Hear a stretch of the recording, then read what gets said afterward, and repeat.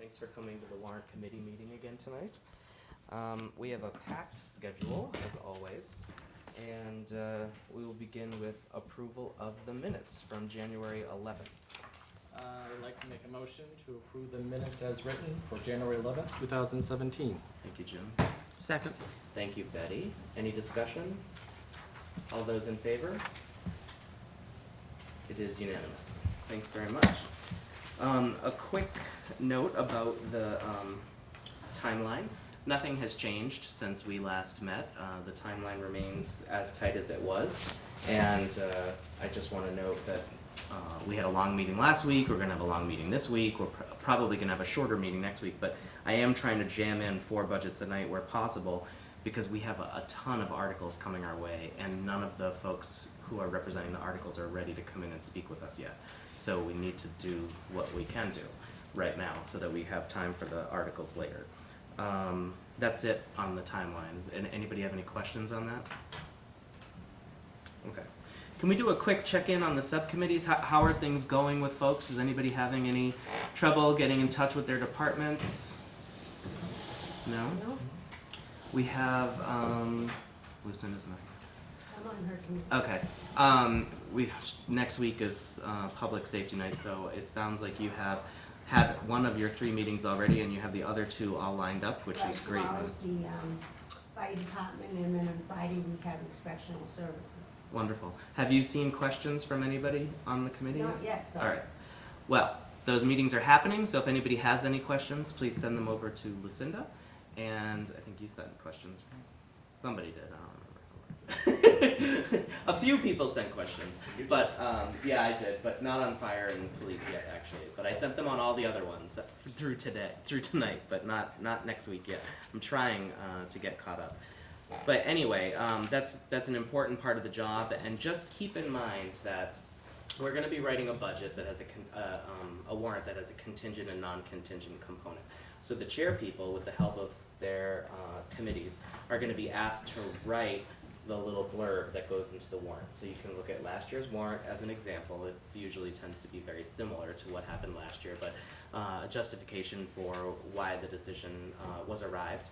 And this is a little bit easier for you this year because we have made the decision to vote on the budgets as they come up, so you know what the decision of the warrant committee is on the budget now. Of course, when we get to the end of the budgets being presented to us, we're going to have a big number and we might have to pare it back. So we might have to revote some of them, but at least you know the process that we're going through and what the temperature of the committee is right now. So you can get started on writing those blurbs as early as we have the first vote with each budget. Anything else from the subcommittee's perspective? No? Okay. Well, we are going to have Joe Lynch walking in about 5 minutes. We're going to make a change to the agenda and have him on first. Bill Ritchie is going to go on last, so we're going to flop those 2, and then Council on Aging and Town Clerk are going to be where they appear on the agenda.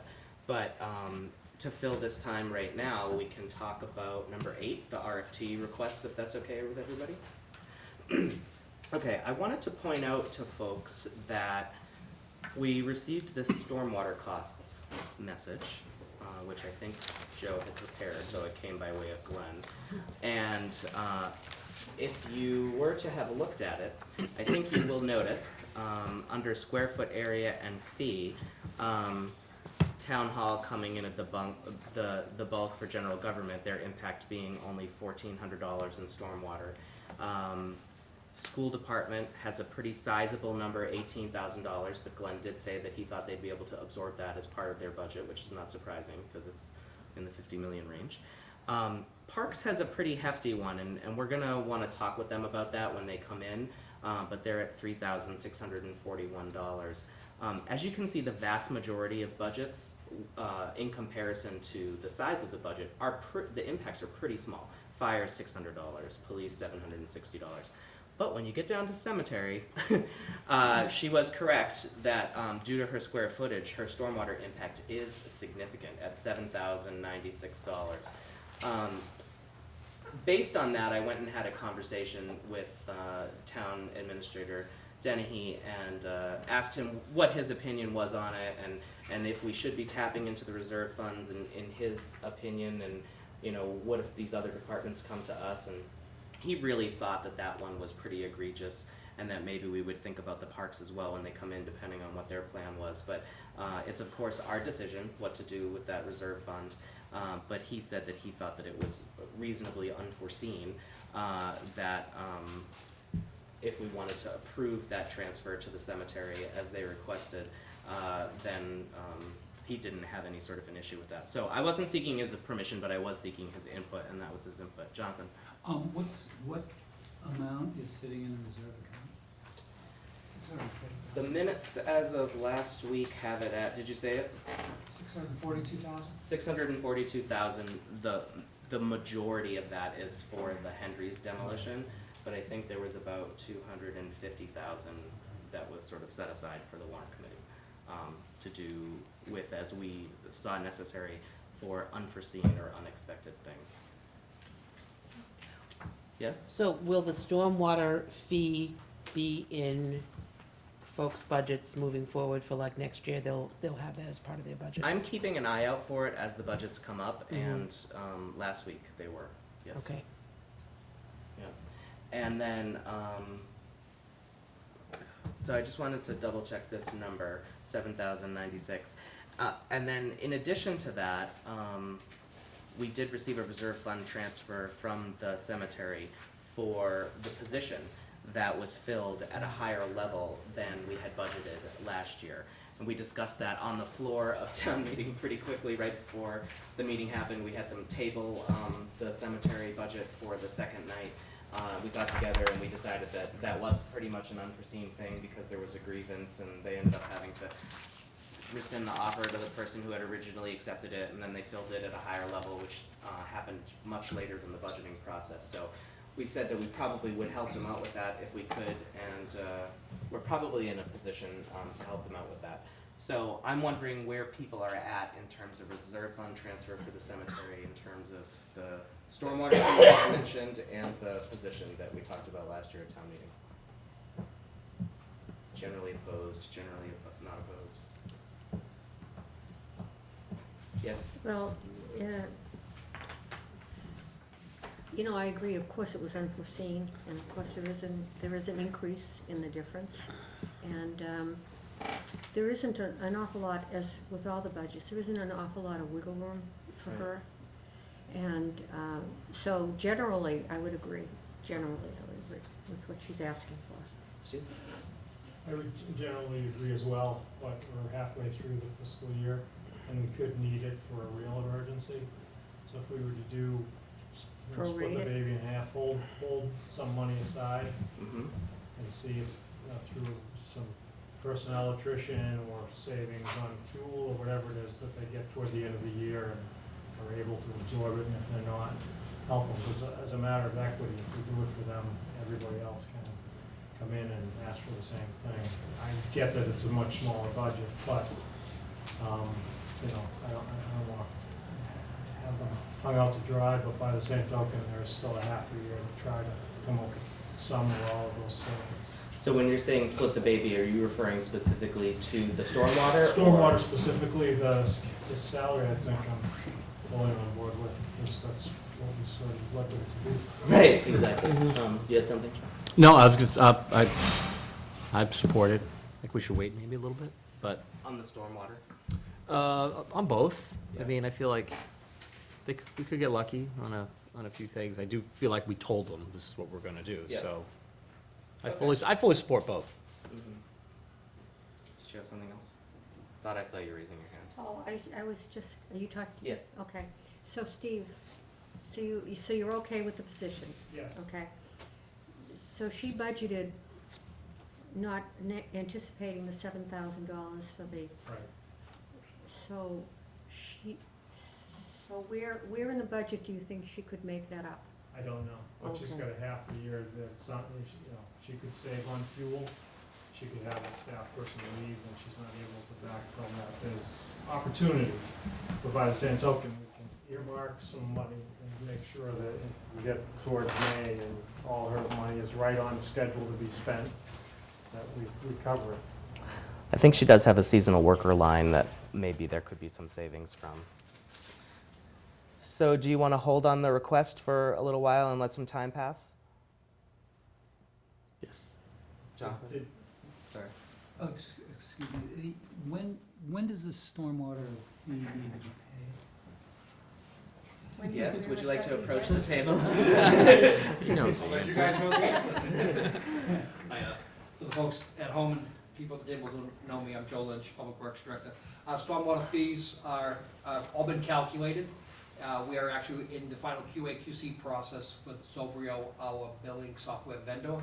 The goal is to have bills ready to go out early February and set up the collection systems at the same time. So they'll be coming out early February with a 30-day due date, and it'll be once per year. So next year, we might likely be back on cycle in January.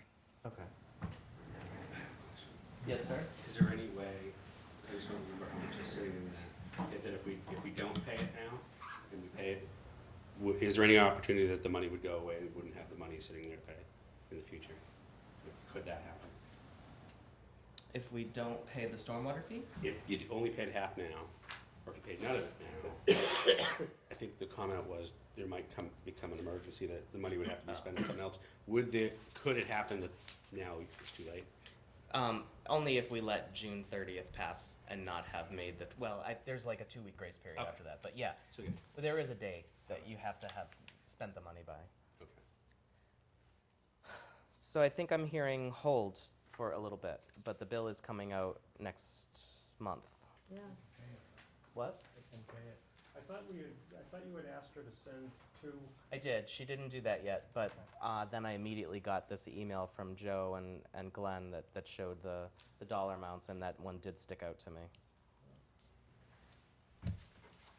Give me some direction. What happens It's if? January, wait till March. Okay. Yeah. Thank you. Okay. Appreciate the tone, too. Exactly what do we think is gonna I happen? don't know, someone could quit. I mean, you don't know, we got time. But we don't develop budgets, so the idea that Come back. something like that. All right, well, I'll sit on that one for a little while, and I will bring it back to you. We are going to move. Feel free to have a cookie. Welcome to the table.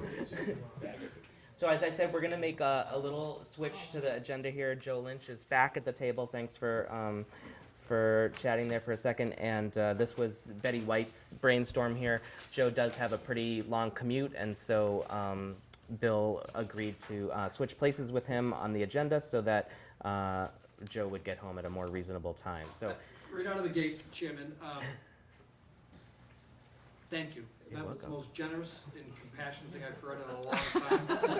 Betty, thank you, and Bill, in his absence, thanks for being able to shift. It was terrific. okay, good. I'm shocked. Thanks.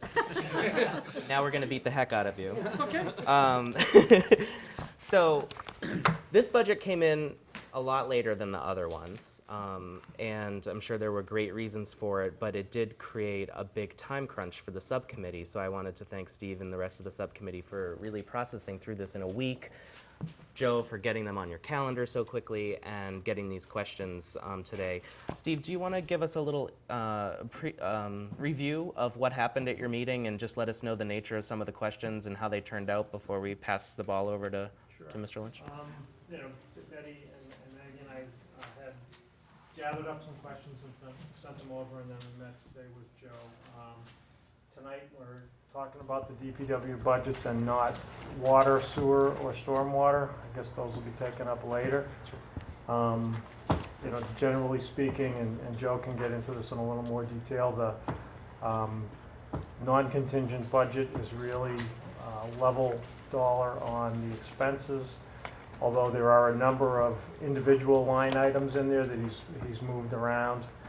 And then on the personnel side, it's the contracted stuff that are due to workers for seniority and time and service, so that's pretty much level.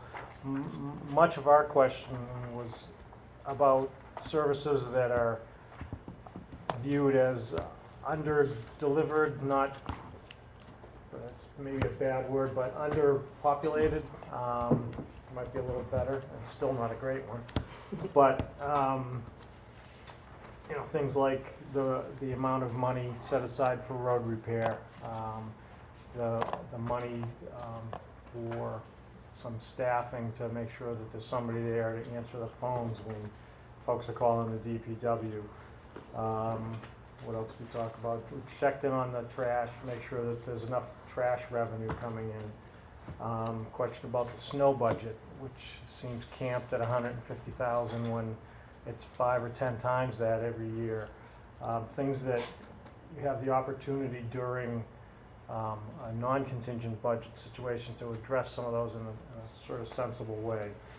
You know, there was a big bump up in streetlight costs, and part of that line of questioning was, you know, what was going on, and there was a year where there was no bucket truck available to do the streetlight repairs. So now they've got the new bucket truck and a plan to replace over time, you know, the lights with LED, which is less expensive to purchase and less expensive to operate.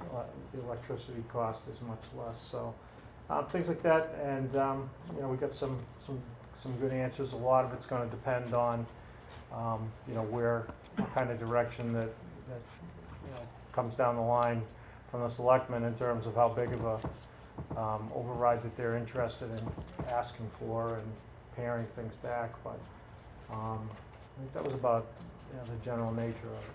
Okay. And I want to say that I really appreciated your narrative. I thought it was pretty helpful with getting us up to speed on what's going on with the budget. We still have questions. Minimum amount of talking. Okay, good. Let's do that. Let's pass it over to you. So Steve mentioned that it doesn't include stormwater, water, so we'll talk about those later. And some folks who are new at the table here might be saying, well, why is that? So DPW is really comprised of 10 separate work areas. 3 of those work areas are, in fact, enterprise funds. Water is solely supported by the water rates in the revenue that we collect through water. Similarly, with the sewer, what we bill in sewer is what supports the water department. And as everybody who went through town meeting last year knows, the stormwater fee has now been enterprised in a similar fashion. This fee that we've talked about with the cemetery and all other people who own property in town will be paying into it to support the stormwater function.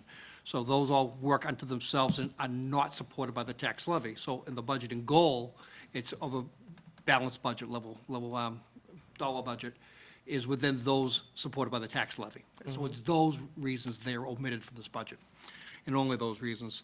I think the highlights, Steve did a really good job on highlighting them. What we do is we pay attention throughout the year and throughout the course of time and understand where the deficiencies are and, you know, some of those types of things that we might want to do to meet those expectations of service levels that are out there. And what we find from an external perspective and an internal perspective is externally is there's a fair amount of complaints about how phones are answered, how quickly they're answered, and the response time or lack of response time, and the same sort of volume as it applies to email. The structure of my department now is we share one clerical position and have for well over a decade, one clerical position that's shared with the Conservation Commission, and that person's, if you look at their longevity here, gets 5 weeks of vacation, has some sick time, personal time, and because she shares her duties with the Conservation Commission, those weekend site walks and night meetings results in off time. I lose, just right off the top, 20% of the productivity of attendance just on those things that she's entitled to take. So right off the bat, I'm operating only at 80% capacity in that position. When you take the fact that that person is sitting in, Conservation Commission meets every other week and constantly is putting packages together for the next meeting, processing the minutes and processing the decisions from that prior meeting, and dealing with applicants throughout the course of it, I'm literally functioning at half of that time, in excess of half of that time, dedicated to the Conservation Commission. So in my contingent budget, to address that concern, is I've spoken with the town administrator and the administration here, and there's a belief that we might be able to fill that position with a half-time conservation agent shared with another community, not known for certain, but that's the thought. And if that's the case, that would free up that clerical work so that a clerical person to do clerical work on behalf of the department exclusively and therefore meet those service needs. What happens now, it trickles down on the roads pretty rapidly when that person's working on a conservation deadline that's required by law. You know, those rudimentary phone calls like Christmas tree pickup and leaf pickup and stuff end up on my desk as I'm trying to put together narratives and budgets and possibly contributes to sometimes the lateness or the lack of timeliness in getting those things done. So it's very inefficient use of high-end staff time when it really could be dealt with in a more amicable fashion. So that's a big change for a half-time position on the contingent budget on the administration side. And the personnel board? Has not been to the personnel board yet. Has not been to the personnel board yet. The internal complaint that we're hearing in recognition that we've seen is an inconsistency with levels of service provided to equipment and vehicle maintenance across all the town departments. The thought years ago was create consolidated facilities, let's put all building maintenance under one umbrella. That's still working its way out, and they're not covering everything, but they're covering a lot of it. But in a similar fashion, you know, I maintain the fleet for my entire public works and all those enterprise accounts. I maintain the entire fleet for the fire department and the police department. That's over 200 vehicles total. And we try to help out the other departments with servicing their vehicles when we have space in the garage. I have only 2 mechanics, so the thought was, before I get into the thought, the second recognition is what we have is a slippage in routine maintenance, preventative maintenance, and as a result, maybe compromising some of the longevity on equipment, and record keeping with what you would do with any good-sized fleet, which we have a very good-sized fleet and very valuable fleet. So the thought was they bring in a phrase called chief mechanic. It's a labor position, it's not a management position, but that person has dual skill sets where he can understand, online research, fleet record keeping, and at the same time, at least half of the time is pulling wrenches and doing repairs and service repairs and managing the 2 mechanics that are in there. We believe by bringing that one full-time person in as a chief mechanic, we would then be able to shoulder the burden of bringing on maintenance requirements from other departments across the town. Not just trying to help out, but be that service entity. The ultimate goal would be savings. You send a vehicle out to a shop, just a regular mechanic shop, you're paying $95, $100 an hour for the mechanic, and, with book rates. We'd be paying a fraction of that, of course, in-house, even including a benefits package. There would need to be some sort of adjustment and consideration for the additional materials cost, which isn't included in the contingency budget. But the thought is that by bringing those in, we would improve efficiency and save money and provide a broader service, across, all town department lines. So, Just jump into, we chatted about this fairly extensively, and, the model that the consolidated facilities has shown in terms of being able to save the town some money and get more things done is one that we think could be duplicated here perhaps, and wanted to make sure that there wasn't an abundance of labor time and then no money for supplies and materials, because I recall that having been a problem for Bill at the beginning with the consolidated facilities, is that he had no way of getting supplies into his budget to do activities. So if we do this, we may need an expense line as well, so that we can buy filters and oil and tires and whatever, and take care of things. thank you, Steve.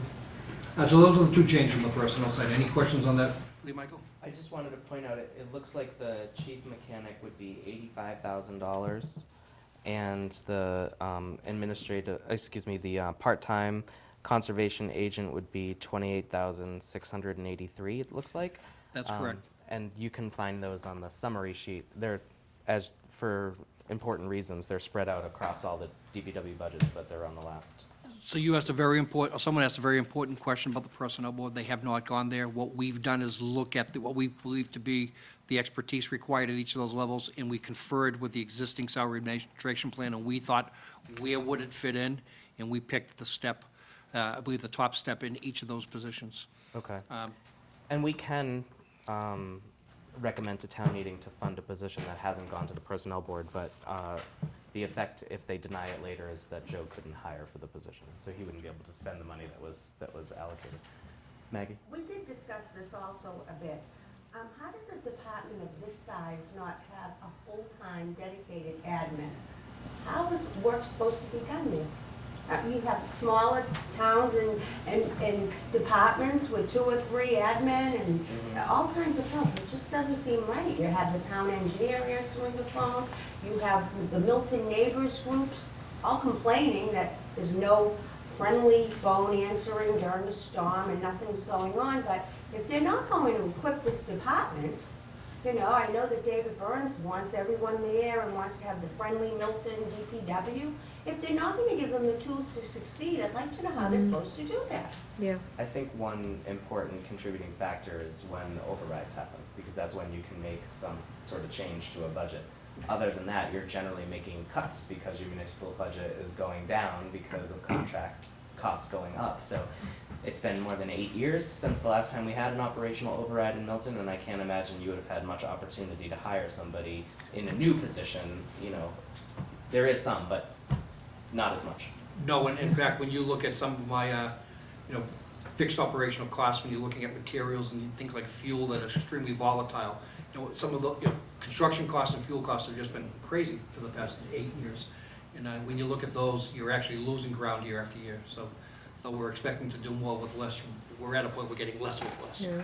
And I will point out that the garage was referred to as a black hole, unfortunately, last week at the selectmen's meeting. So I think that it's recognized that the position is needed at the selectmen level. But when can you do it if not during I have 3 lifts and 5 bays and 2 mechanics. Black hole, it's not for lack of space. I see the bottleneck, yes, Mike. How much money do you think we could save the town by hiring this position? I don't know, but for every repair that's going out, and there are several during the year by other departments, and I don't know what they're spending, honestly, but if a repair is taking 5 hours on average, and they're paying a $50 an hour premium, you're saving $250 per repair, period. Not to mention the markup in parts that we're not marking up parts, we're just buying parts. So we should ask everybody, how much did you spend on Yeah. it? That should be a Sure. number we should be able to get, shouldn't it? I have a question. I don't have that number, but I think other departments must track it. Well, why is it something that you might look into, I don't know who would look into this, about having maybe a consolidated fleet area where you're only servicing certain people's equipment, you said 200, I believe.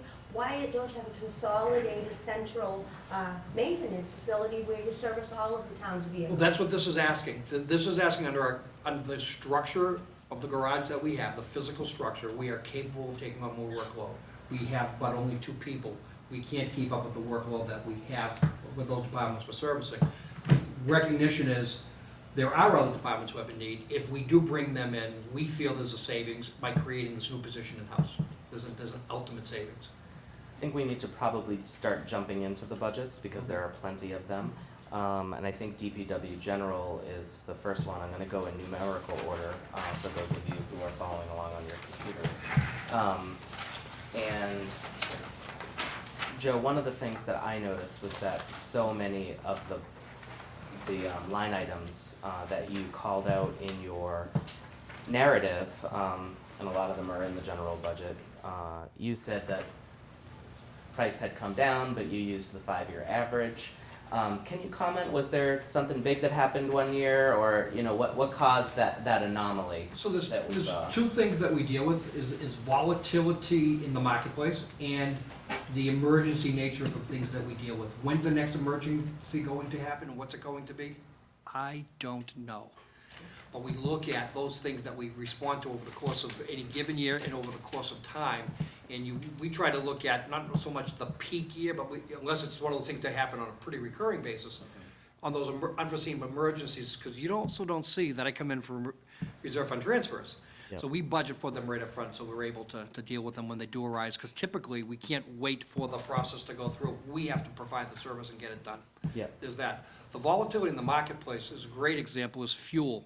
When I did the FY17 budget, fuel was $2.50 some odd cents a gallon, even at bulk purchasing that we do.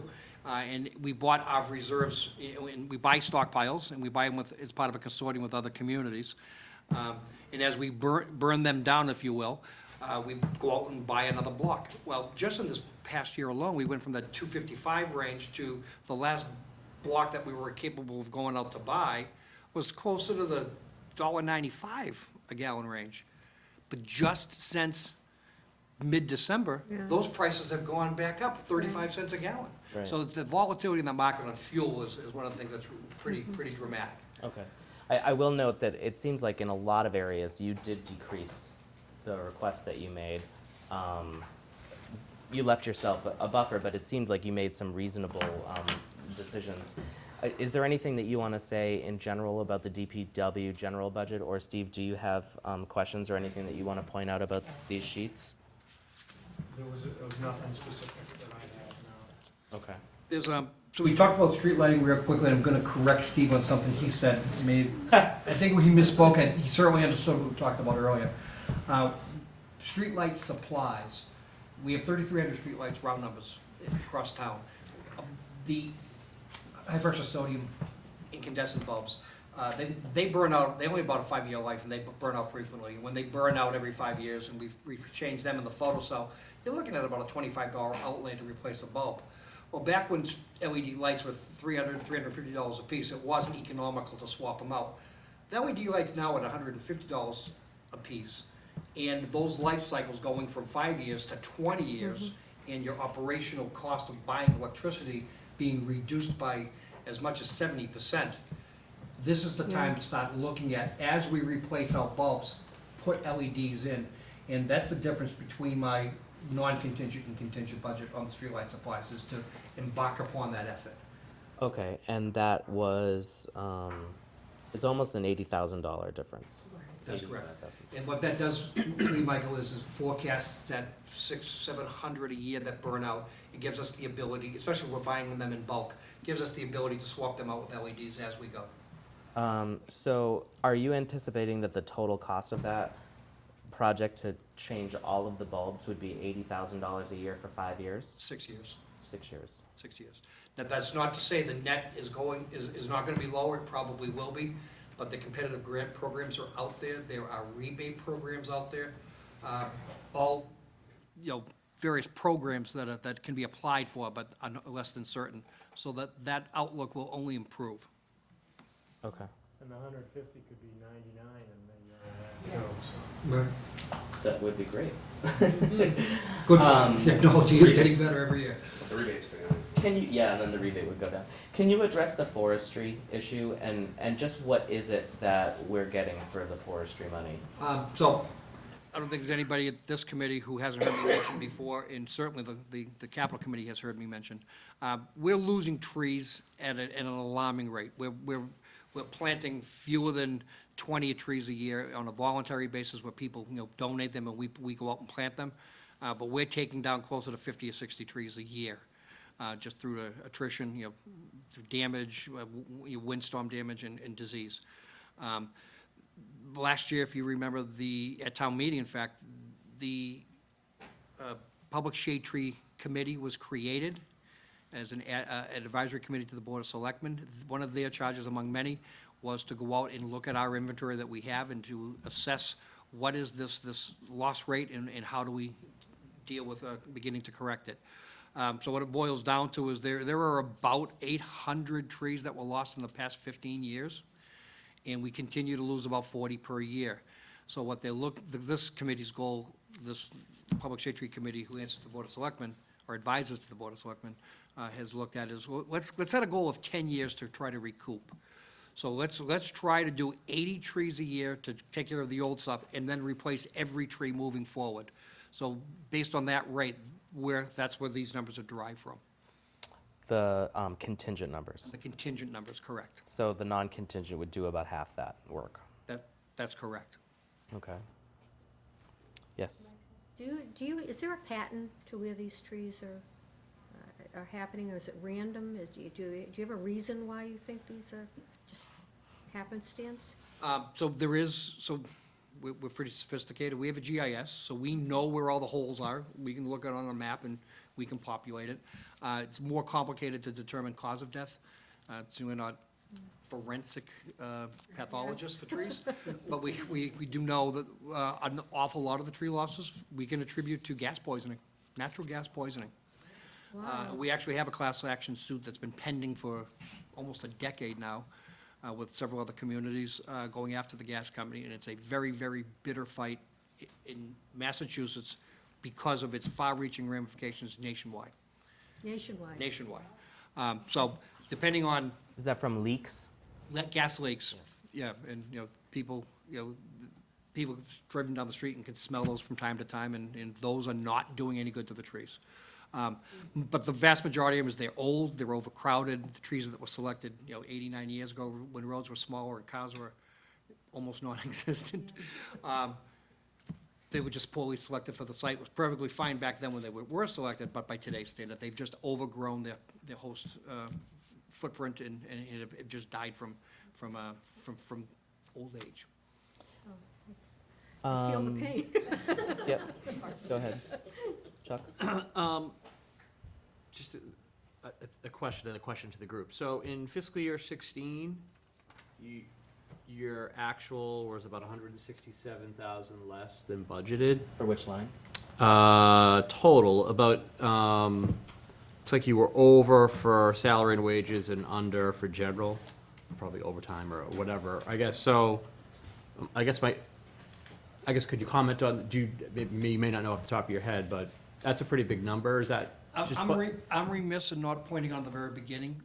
So with all these different departments we spoke of, some are gonna go up and some are going to So go maybe down. this is just one. So the summary is what is balanced. When I look at all of those non-enterprise budgets together, is what's balanced in the non-contingent, Got it. okay? In your summary, it looked like, And I guess my question is for the group or for people who have more experience than me, you underspent, that's fine, so that just flows to free cash, by about 340,000. right? That's, Amy, do you want to come to the table? If you look on Schedule C of his budget for DPW General, those funds were encumbered at June 30th, which means he had things on order or work that was Like a done. payable or that something like He that? had not received an invoice for yet, so the timing of when it was paid. Okay. So he did not turn it back to free cash Got or it. to the general fund. But there was some that was turned back in There the were end. some in other departments, but in DPW General, so that's what this Schedule C is important. Got it. Because you can see it on there. Thank you, Amy. Okay, the first page doesn't include the encumbrances. Okay. I have a quick, Maggie? that maybe you can expand upon, because this was brought up previously. People asked the question about purchasing used heavy equipment as opposed to new, and we spoke about this earlier today, but maybe you'd like to let everyone know the reason why you like to purchase it new. Well, some of it's philosophical, some of it's financial, some of it's pure operational. Philosophical is, you're buying somebody else's problem, there's a reason why it's used and was turned in to begin with. So the reliability question, especially in an emergency, whether it's a snow emergency or 60 feet in the air, taking down a tree in blowing wind, you want reliable equipment, you need reliable equipment. So that's the philosophical and the operational perspective, but the real driving, one of the real driving factors needs to be considered is capital purchases are typically bought with monies that are bonded. And you can't go out and borrow money on Wall Street for used equipment. Simply put. You can do lease purchases and Yep. muni leases, there are other things, but those are far, far more complicated, and I think we've done one only once, two pieces of equipment, once since I've been here, and even in the end, the underwriting requirements were almost as strict, that would make me believe you couldn't use unused equipment either. Don't forget, you promised to not speak too much. But on other contractual services, you have a decrease of your actual 161 and your non-contingent and contingent is 110. I just want to make sure that we're covered there. What's driving that decrease? I'm sorry, where are we on? Other contractual services, it's line 24 on Schedule E. And then I'm going to ask the same question about line 28, payments to contractors.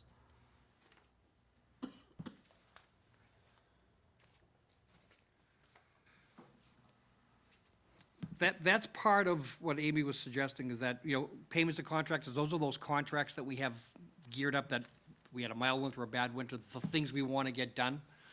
So some years are going to be carried over higher, some years are going to be lower. But if you look at what we do on a typical year, I'm confident that that number is pretty close to average. And it brings it back to where we need it to be. So you think That's- 16 was just an expensive year for contractors? Well, if you You're- look you're at, if you look going at the from budget 161 adjustment. to 110 on other contractual, and from 409 to 250 on payments to contractors. Okay, so if you look at the 409 to 250, Yeah. if you look at column B in that same chart, Uh-huh. Lee Michael, it says 395, 757. Yep. So that budget started out at 200,000 with an additional 395 from encumbered money from the prior year. So, Okay. so it's in line. The 250 is in line. Thank you. Appreciate you pointing that out. All right. Snow. Why? Starting to feel like I'm going to need a shrink. It's philosophical. It's budgeting strategy. State law, municipal finance law, requires you to budget at least what you have budgeted in prior years for snow. It also allows you to deficit spend. I think the cliche I use every year, and I'm going to be real brief on this, is, September and October come, I start getting the equipment and the fleet ready to run. I fill that salt barn in November. I haven't seen a snowflake fall, and the $150,000 is long gone. Every year. Every year. You got catastrophic years like 2015. You get some assistance from FEMA, but even only marginally so. You've got relatively mild winters like last year, and I think it's important to look at a mild winter like last year on the expense line, which doesn't account for the overtime. That was 256 on a very mild year. So there's your baseline Yep. of what it really costs from an expense perspective. So my question is, why aren't you budgeting 250? You never can go If you think it's never going to below that. Because you can never go down, you asked the right question. Because if there's ever a time to raise the level, if you have an opportunity, whether it's a prop to whatever override or not, this is the time to debate it and discuss it and to think about it. The thought is at the administration level to not do that yet. What it would do is if you raise Administration? our The local town, administration. okay. And If we were to raise it- Which is, it's just smoke and mirrors, because inevitably that money's coming from either a reserve fund transfer or from free Free cash. And it's then not available to do other Right. things such as the deplorable state of the DPW facilities down there are just god awful. I just, every time I go in there, I'm embarrassed. I don't have to worry because I'm not a town-wide elected official, but it's disgusting. And these people work there, and it's just not good. But, some money could go to that, some money could go to the streets. But instead, we play this game of keeping this number artificially low and then making it up later on. And it's never 150. So, step up, let's start to fix it, and then, go from there. It's a real expense of the town every year. Do you want, It becomes a strategy. Yeah. Strictly that. There's a third option that Steve didn't speak to, is that if you don't recover it with the reserve fund transfer or free cash, then first thing it hits with the deficit, and I'm gonna look at Amy, first thing it hits is your cherry sheet. After that, if you haven't covered your expenses through the internal means, You could end up with negative free cash. you could end up with actually. negative free cash that hits you. That's not 100% accurate. If you close the year with a deficit in snow and ice, which we have not done since I've been here in 2010, we've been able to find it or absorb it in other ways, whether it's 3% transfers from other departments or within Joe's budget or the reserve fund. We've been able to fortunately absorb that. But in the event that we close a fiscal year with a deficit, it's not the cherry sheet, you can raise it on the next year's tax recapitulation recap. sheet, which is where where the Board of Assessors, what they file to set the tax rate. What that means then is then you need to take it from, in essence, from the budget of the following year. Right. So if when it came into 17 with a deficit, we'd have to raise that deficit on the tax recap, but then we're not gonna balance and we're gonna be above Prop 2.5, so you need to find somewhere from that appropriation of the current year to take it, or find another source of funds. What would be some potential negative consequences of raising the contingent number to 250? Well, I think, Pull up a chair if you want to.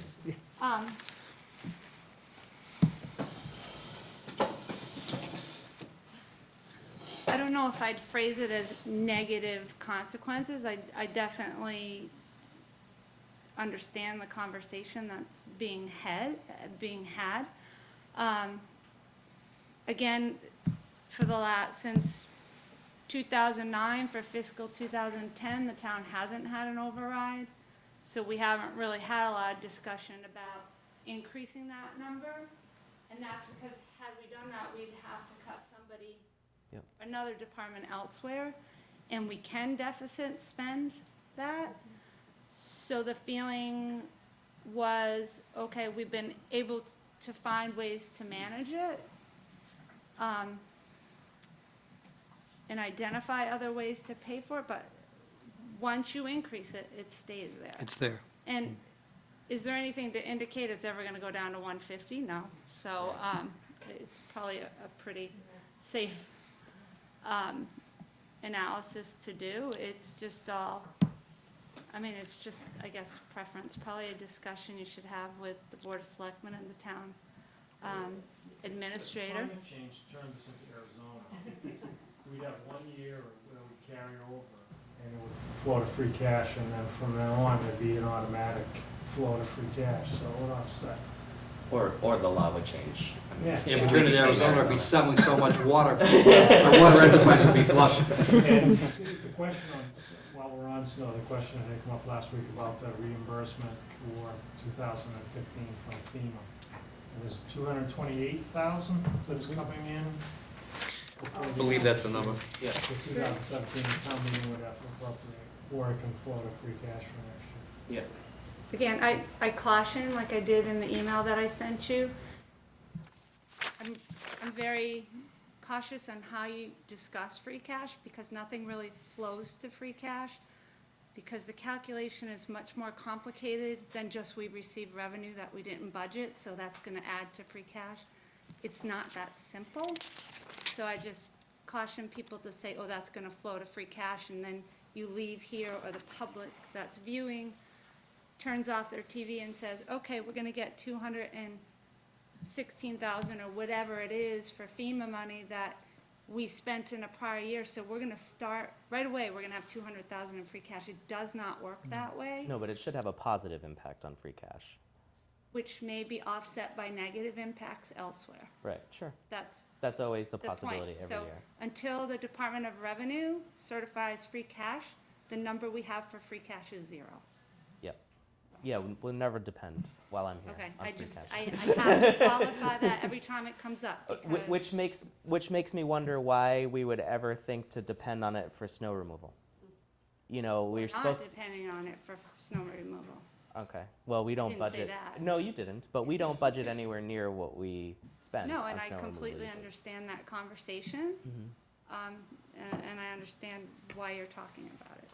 Joe, you didn't respond when I asked the question. Negative consequences to potentially increasing the contingent number. I'm going to restate, it's a strategy preference, really what it comes down to. What's your preference? The time, well, I think it's the realization that in our best of year, we're spending something closer to 250. And on a contingent budget, some discussion that centers around 250. If it does not affect that total number that's looming out there large, then I think it's a good, healthy discussion to be having this point of the process. So what you're saying is maybe a bump up to 250 would be reasonable? I'm saying in a mildly year like year, that's what we spent just on the supplies, not the overtime at all. So I think that's a minimum number. 250 is more realistic to what we would spend on a good year, on the best of years. All right. Other questions for the general? How about, do we use salt? We use straight salt, don't use sand at all. Okay, so, and has that fluctuated, is that? So salt has typically gone up 6-7% every single year, with the exception of this year. And I think it's because salt stockpiles in eastern United States were so great, and there was a mild winter last year. I think they're just selling last year's stockpile. This year's number went down a little bit. I think I have just one more on this, and that's if you could address the roadway improvements number. Sure. So, just simply put, if you take a look at our total roadway annual expenditure need, we're approaching something closer to $3.6 million a year that should be spent every single year. Our only reliable source is Chapter 90 money coming in from the state. That approaches close to, high 600s, let's call it $700,000. So that gap is enormous of the need versus what the actual reliable monies are. Every year, I go to the capital committee and ask for more money. Sometimes we've asked for one-time monies through this committee. Everybody within their limitations financially have been gracious. One year, the capital committee gave $1 million for Central Avenue. Some years they've given us a couple $100,000, some years $400,000.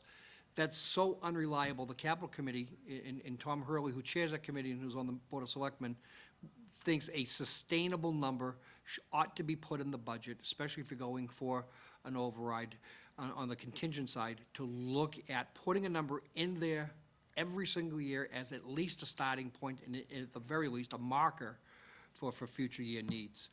That number was thought to be 250 by the Board of Selectmen, and I could make the argument that it need to be 10 times greater. I can simply say thank you for the great idea of putting it in the budget itself. I think that might have been our idea. Thank you. We talked about this ad nauseum last year. Yeah, ad nauseum is Yeah. correct. I think that we That's right, put you in did. 750 in the contingent budget last year. Was it 7? The number was up It there. was huge. Um, And it was at the high school media room is where you made that presentation. I remember that, Yeah. yes. And I was kidding when I said it was our idea. Everybody's been talking about putting money to the roads for decades. But I'm glad to see it on a operating budget, finally. It's a start, and thank you. Yeah, we did commit to doing that every year, looking at that every year, and So at this point, I'd be looking for motions on the general budget unless there are other questions. I just had one question.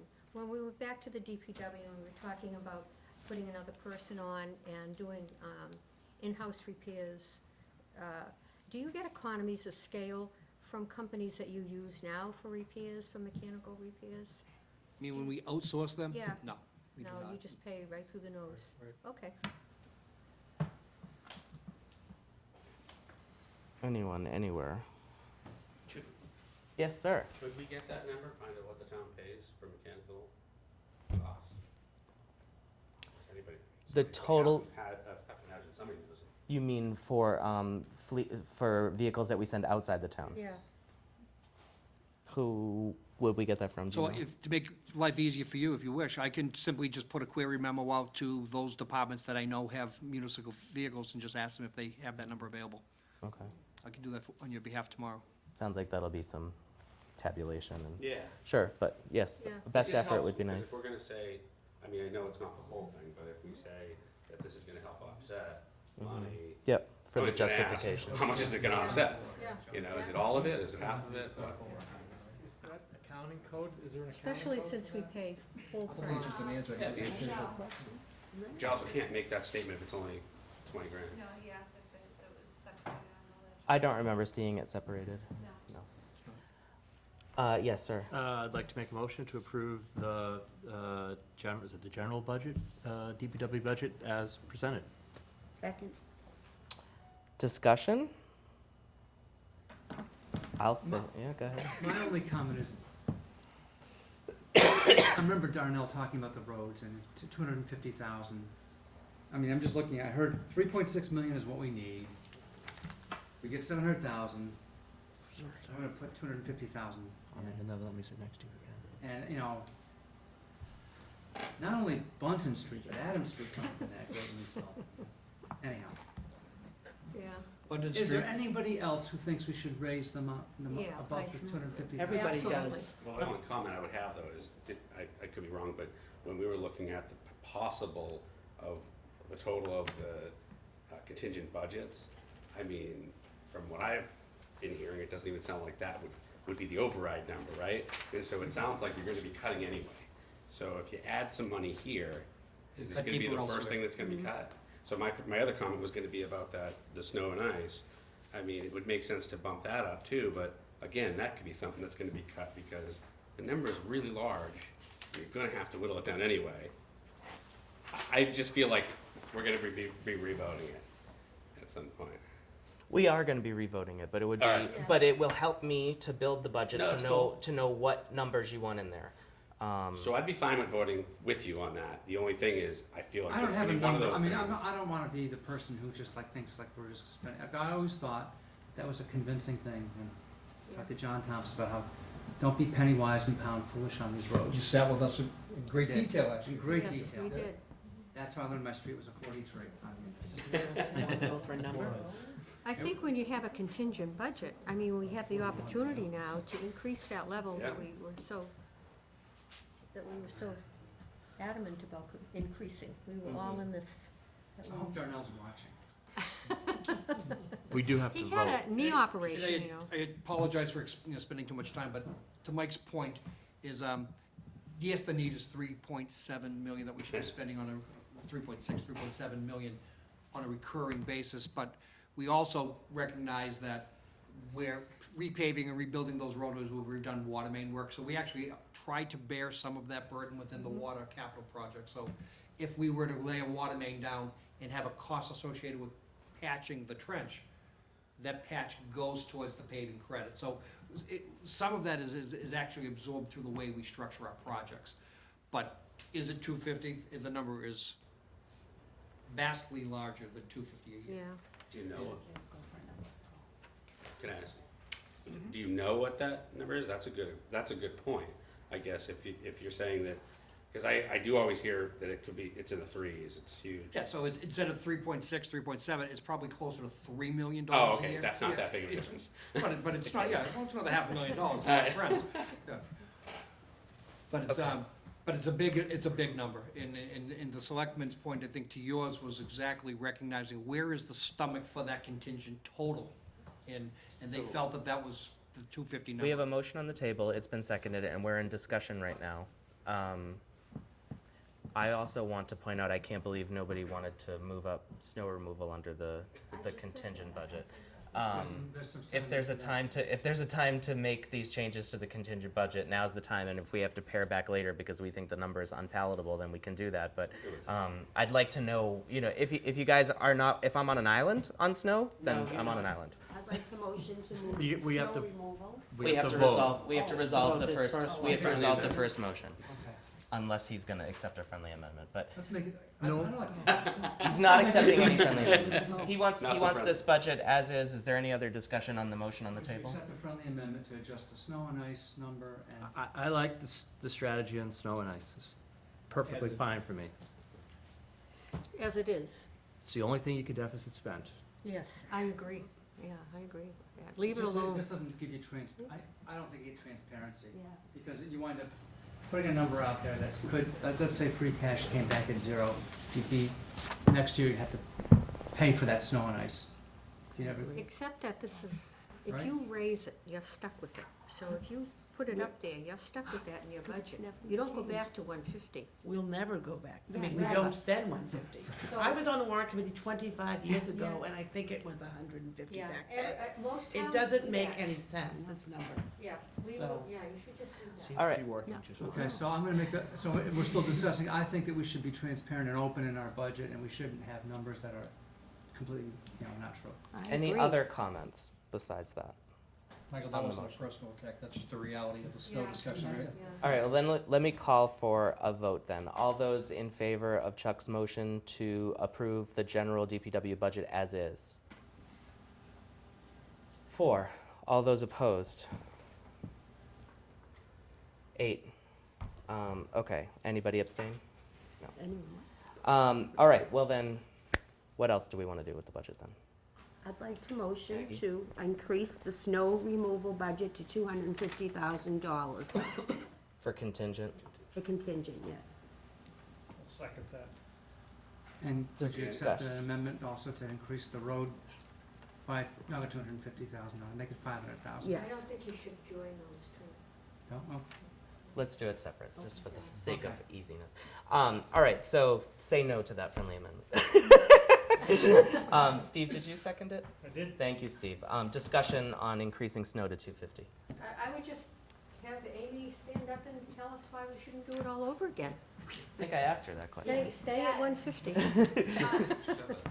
That's not my decision. That's a question and But if you should be just asked of explain, the Board if of you just Selectmen. explain the accounting philosophy Yeah. behind it. Yeah, well, we're not going to town meeting tomorrow, so, Right. you know, as, after warrant committee weighs in here, I can have that chat with the Board of Selectmen and Michael Dennehy, Just, can I make- depending on what your decision is. Yes. So I'm kind of in that same boat, but my thought is this: if we're adding things to other contingent budgets in other departments, it seems like we're beefing up people's contingent budgets to at a later date Yeah. start cutting it out. I mean, I feel like this is probably going to be one of those things that gets pared down. I'm fine with it.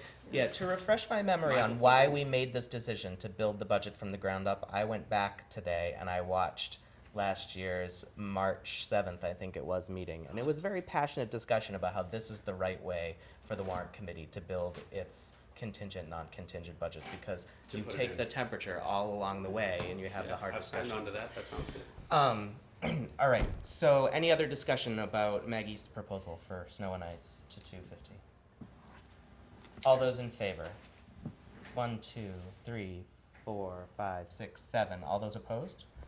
1, 2, 3, 4, 5. The motion carries. No abstentions. Michael, did you want to make a motion?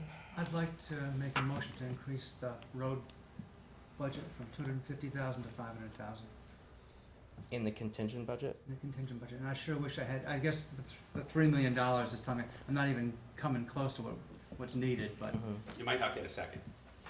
I'm afraid of not getting a second, so I'm going as far as I think I can go on. I'll give you a second. Oh, that's so nice of you. On the $3 million? No, On the on the 250. Okay, so it's been motioned and seconded. Thank you very much, Richard. Discussion on roadways. I think probably, going along with your philosophy, we can always pare it back. But we did, that is your philosophy, right? Yeah, I wasn't in on that last meeting, Yeah. but I get it. I mean, if we're doing that on other departments, and I do agree, I mean, I remember the meeting you're talking about. It was pretty passionate. Yeah, it was. And so that makes sense to me. We Okay. are gonna get a chance to, and we're gonna have to. I mean, you remember seeing that big number. And of at the that possible time, we contingent were number. of the opinion, everybody, of the opinion that we had to commit to increasing the road amounts. Right. We were suffering at that time. But are we voting because we're thinking we can pare something back, or are we voting realistic numbers, thinking, let's So, not have to I'm pare it voting back? because I think You're it not- should be there if there's the budget for it. Okay. And it has every right to be there if we're putting other things, and then we should be weighing it out. What's more important? Maggie, we could get to March and see that our contingent / override budget is 5.5 million and have a discussion here and say, there's no way that number's gonna fly with the public, so we're gonna have to pare back $1 million or 500,000 or whatever, and then we'll go looking for it. But this should be in that discussion, I think. Okay. Yeah, I do too. Other discussion on the roads, yes. Well, I'll just say that having worked on 1 million overrides, not that many, but a lot of overrides, I do think that when you're trying to talk to the public about the needs, I think everybody in this town over the age of 16 who drives a car knows that the roads are in terrible shape, and I think would be very supportive of this particular addressing the needs, so I I agree, support yeah. this. Any other comments? All those in favor of Maggie's motion to increase in the Michael's motion in the contingent budget to increase the roads to 500,000, please. 1, 2, 3, 4, 5, 6, 7, 8, 9. All those opposed? 1, 2, 3. Any abstaining? No. All right, the motion carries. Then the press in the room has a question. Sorry for the press interrupting. copy or a printout that I could follow, or what you're saying through your? I just have the one that I have in front of me, which I need. I'm Oh, sorry. no, that's But okay. you I can just move don't your print chair it up. out. Move your chair up if you're having trouble seeing the screen. I don't mind if you sit up here. Oh, that's okay, I just, that's all right, don't worry Sorry. about that, no, I can hear you, I just didn't know if you had a printout. Thank you very much. Okay. Any other discussion on the DPW general budget? Does somebody then want to make a motion to approve as amended? Make a motion, we approve the DPW budget as amended. Great idea, Michael. Second. Thank you, Maggie. Any discussion? All those in favor? 1, 2, 3, 4, 5, 6, 7, 8, 9. All those opposed? 1, 2, 3. Nobody abstaining? All right, thank you. The general budget is approved, and we only have like 10 more to go. It sounds ominous, but, I know, they get when you get to easier. vehicle maintenance, They get easier they after fly that. right along. So, vehicle maintenance. Short of the position that we talked about ad nauseum in the first go-around on the chief mechanic, the rest of it looks pretty much in line with the prior year. It's balanced and it's functional. We haven't asked for additional parts in our contingent budget, even though we're looking about bringing, under the contingent budget, bringing additional person aboard. We really just don't know what the those parts impacts are gonna be. Mm-hmm. Yes, Richard. So you're gonna, you'd have to put that in there though eventually, right? Eventually. Okay, we could probably, I mean, if you're gonna look backwards and look at what you're spending currently, maybe that would give you. The that. budget as submitted, as before, you know, it does not include that, and at this point, we're not looking to modify it. But we can, based on the numbers I get back from the department heads, see Okay. what those parts numbers are, That makes sense. non-labor numbers look like. Because I do remember Steve's comment earlier, I remember previous years, the consolidated facilities having was it having the people without parts or? Having a painter without paint, I Yeah, think is there you go. is what they said. Questions on the vehicle maintenance budget? Yes. I'd like to make a motion to approve the budget as presented. Second. I heard Richard. Any discussion? All those in favor? It is unanimous. Thank you very much. Thank you. Solid waste general. So you think of solid waste general as everything that's not regarding what's actually happening out on the street. It's the labor that I have with folks who pick up the litter around the business districts, who empty the trash barrels around the business districts, just the general policing of the litter around town. It's also the cost of the folks who work the overtime on the first Saturday of every month for the recycle center. Mm-hmm. And that's what the labor includes. And the general expenses are pretty much just, sweep of brooms and repair parts for that vacuum machine that we drive around and pick up the litter with, and it's for bags and repair of the inevitable trash barrel that gets wiped out by a snow plow or sidewalk plow, or is vandalized. Yes, Richard? Does this also, so you mentioned barrels, does this include new barrels, or does it just? It does not, it's just servicing those barrels that we have. So those, the ornamental barrels you see have plastic liners, they wear out, they get dirty, and rats can shoot Yep. through them.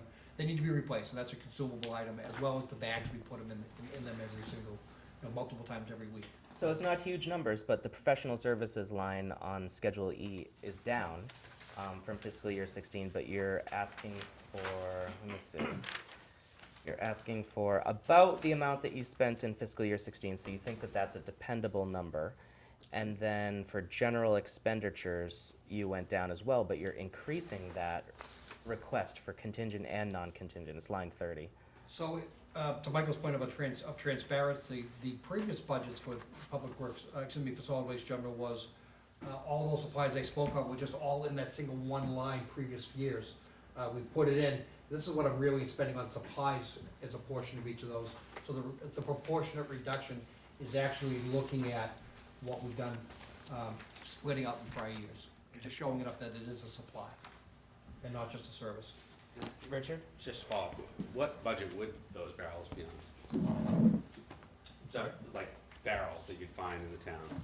Trash barrels? Historically, they were in this budget, they were just all on a single line that was previously called professional services. So now they'd be in some. Now we basically have reduced, we basically created a new line for what the real supply cost is, at that 6250, and then 10,000 just an allowance for the additional damage.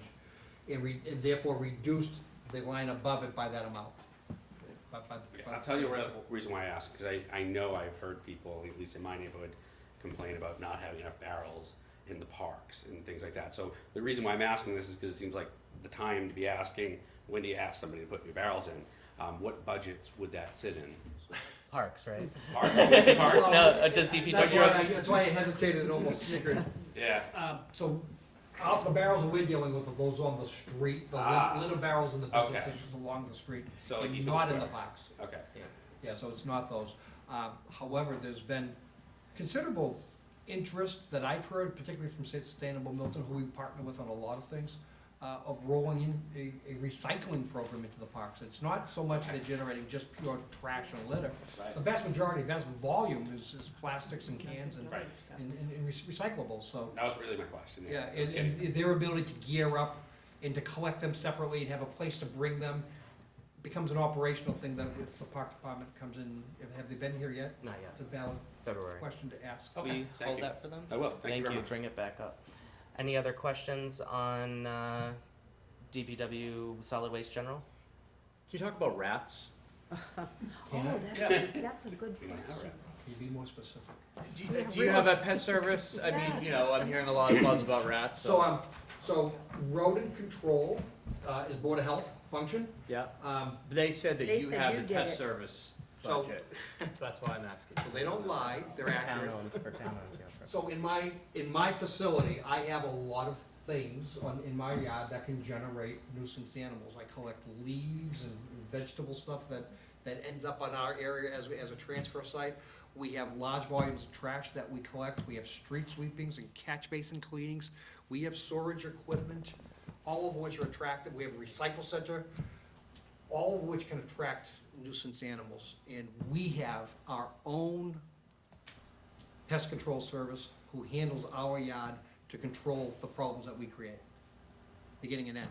So yes, we have a vendor. So when there was a serious concern for infestation town-wide, Board of Health purview, Board of Health came to us and said, what do you guys do? And I said, well, we've got a vendor, I can tell you who he is.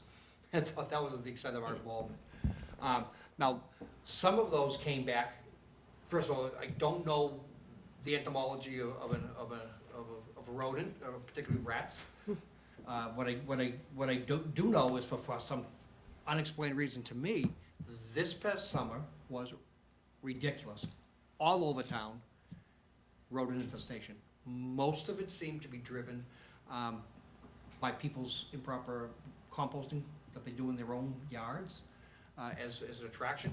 Might it be driven by the high drought conditions, scavenging for food, food is now accessible? But I can tell you, there was no demolition project, no construction project, nothing that would lead you to a particular location and say, aha, this is why. Very late winter too. All over town.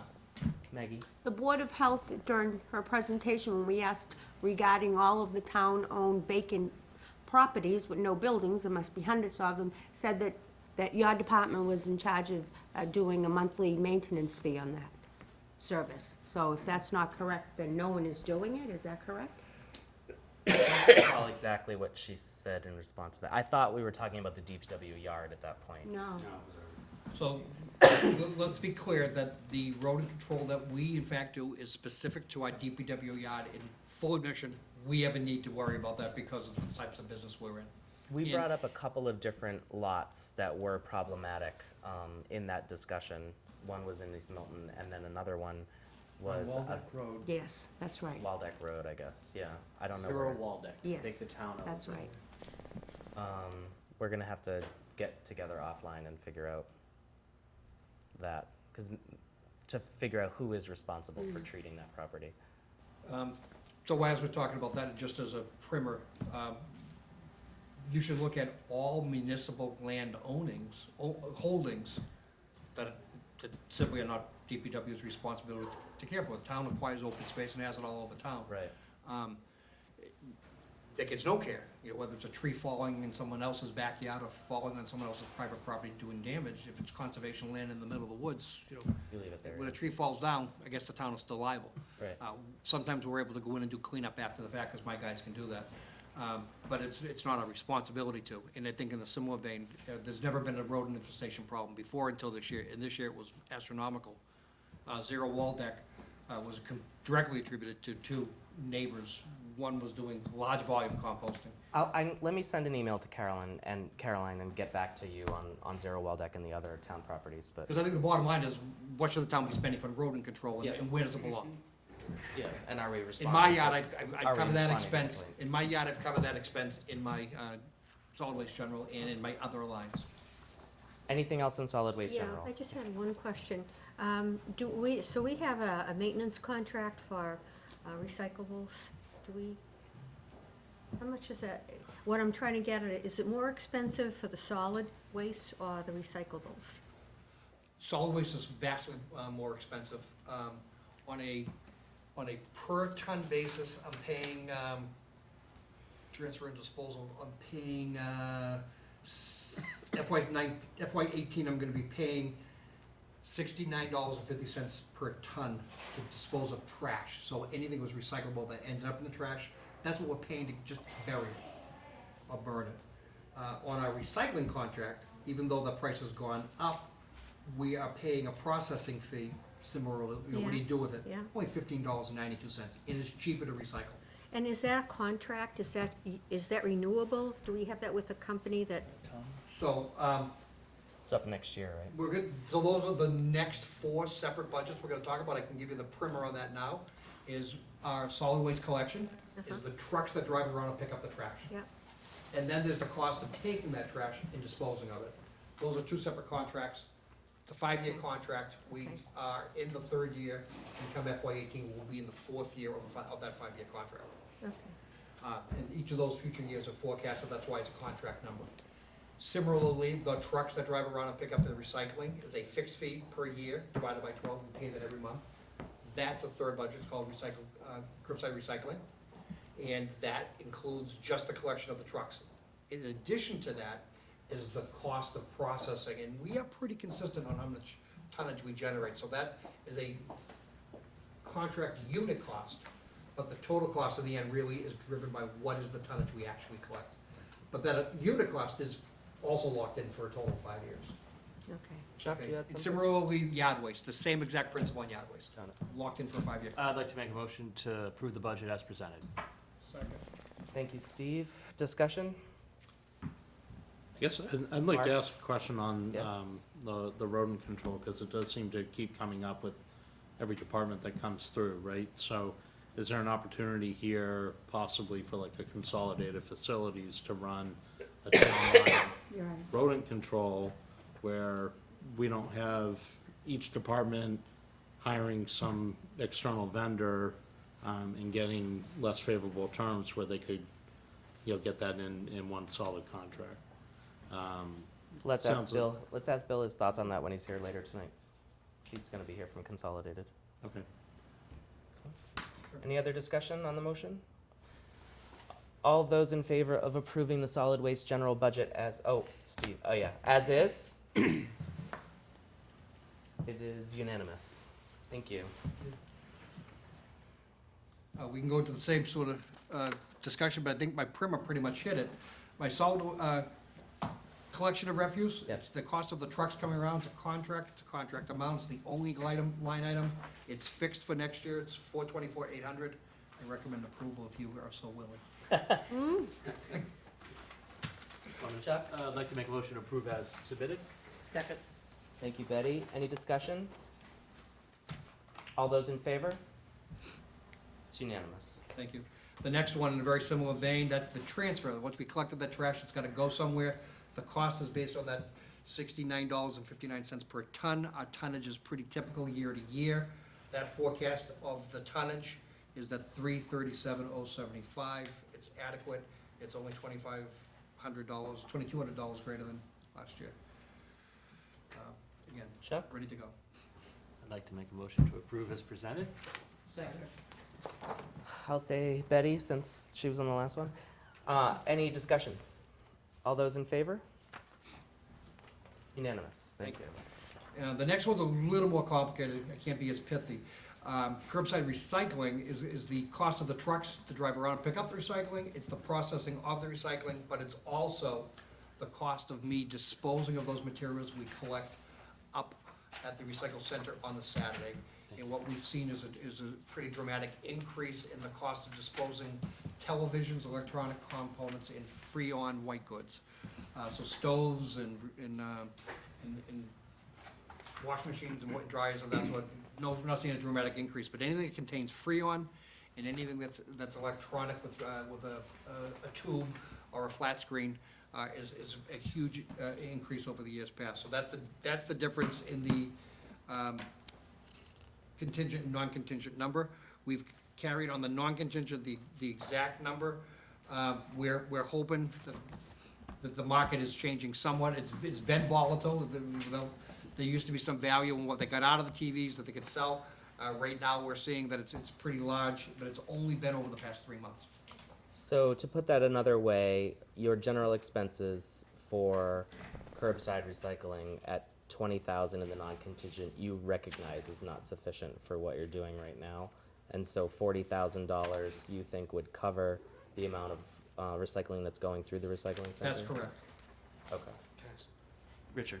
So is that the difference, like if some of the money you collect from what people put stickers on it?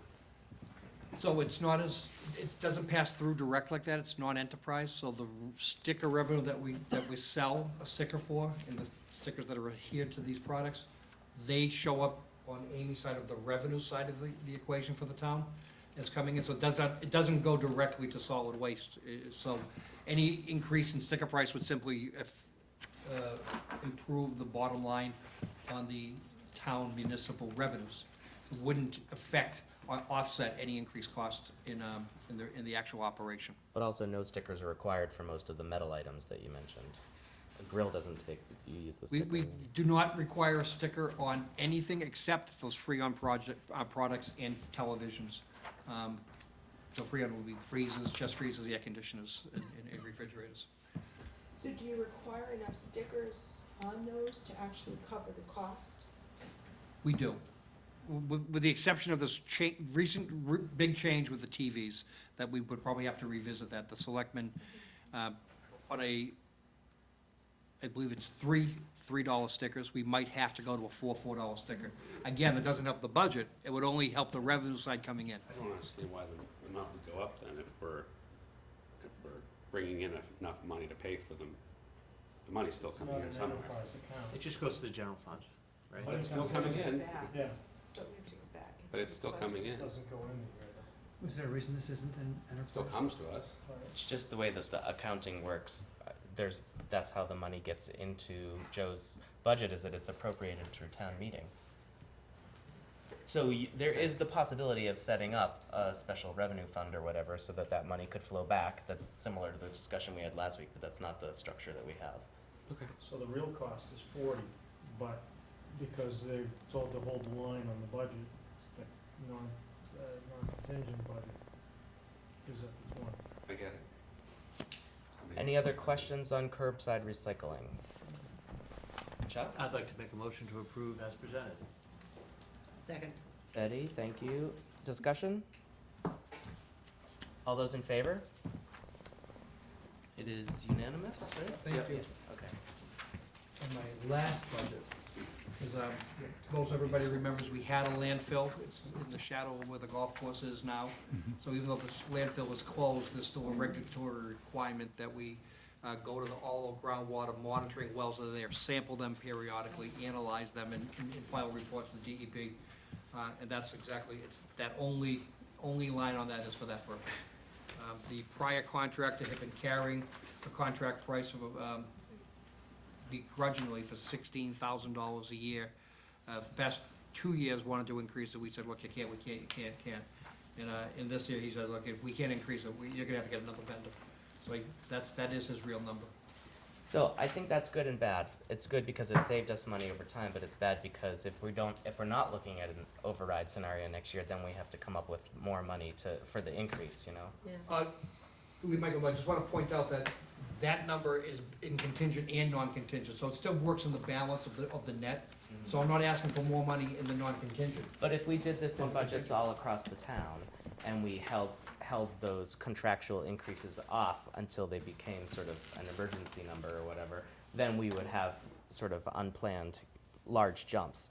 And my personal preference, I won't be here for much longer, but my personal preference would be that we allow those contracts, you know, the prices to go up at a natural rate rather than, but I understand your why you philosophy, did it. But I like to beat up contractors and Okay. vendors. Well, that's fun for some people. Chuck, do you have a question? I don't have a question. Oh. I'd like to make a motion to approve as presented. Second. Thank you, Rich. Any discussion? So was this contract put out to bid? So it's consulting service, and it's not required to, so what we did is we went to the vendor who installed the monitoring wells and have been doing all of the monitoring and the analysis historically. Gives them the ability to have all that backlog database to provide continuity with their reports to DEP that are required annually. That's another one of my unfavorite answers. I do think we should go out to bid on stuff regularly. I understand it's not required. This number isn't huge, so I'm not crazed about it, but I do think we should go out to bid And regularly you on this refer stuff. to the state? Or A to good the point, federal Michael, when we did the $5.4 million water project, that was part of our master plan, we went out on consulting services, we did a full-blown RFP. Yep. We had a loyal water consultant, and he did not get the contract. All right. Good. Anything else? All those in favor of Chuck's motion as is? Unanimous. Thank you very much. And everything else is enterprise, and thank you. Would you please apologize to the two ladies behind you on your way out? Sorry. All right, the next budget up, if anybody needs to excuse themselves for a minute at any point, please feel free, don't worry about it. Mary Ann, do you want to come join us up at the table? The next budget up is the Council on Aging. And Chuck, I meant, Thank you. Chuck, this one fell under your area.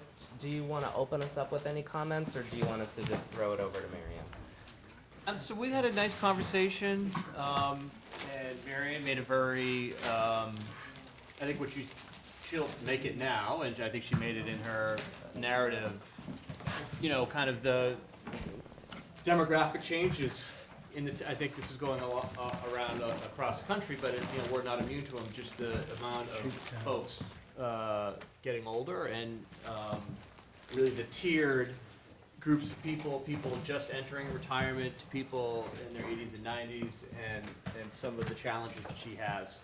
And so I don't want to steal her thunder, but I definitely support the things that she's asking for in her contingent budget.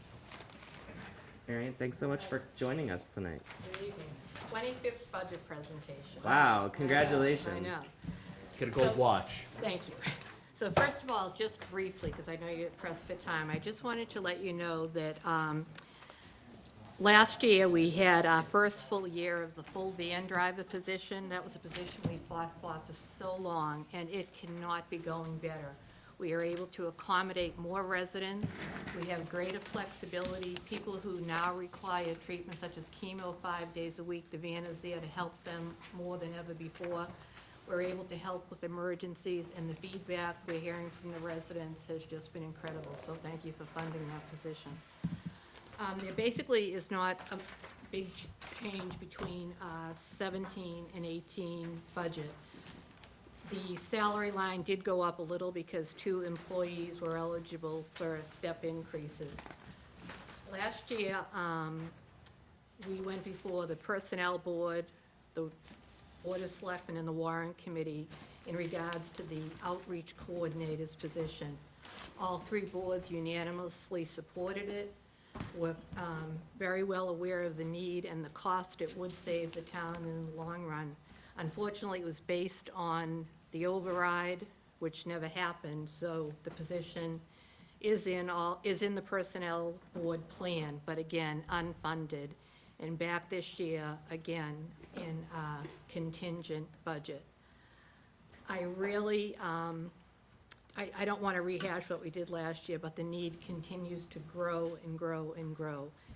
The problem remains that if the person who is currently are in the position was to leave for another position or to leave employment in the town of Milton, without this position being a town slot, a full town slot, there would be no benefits for this person.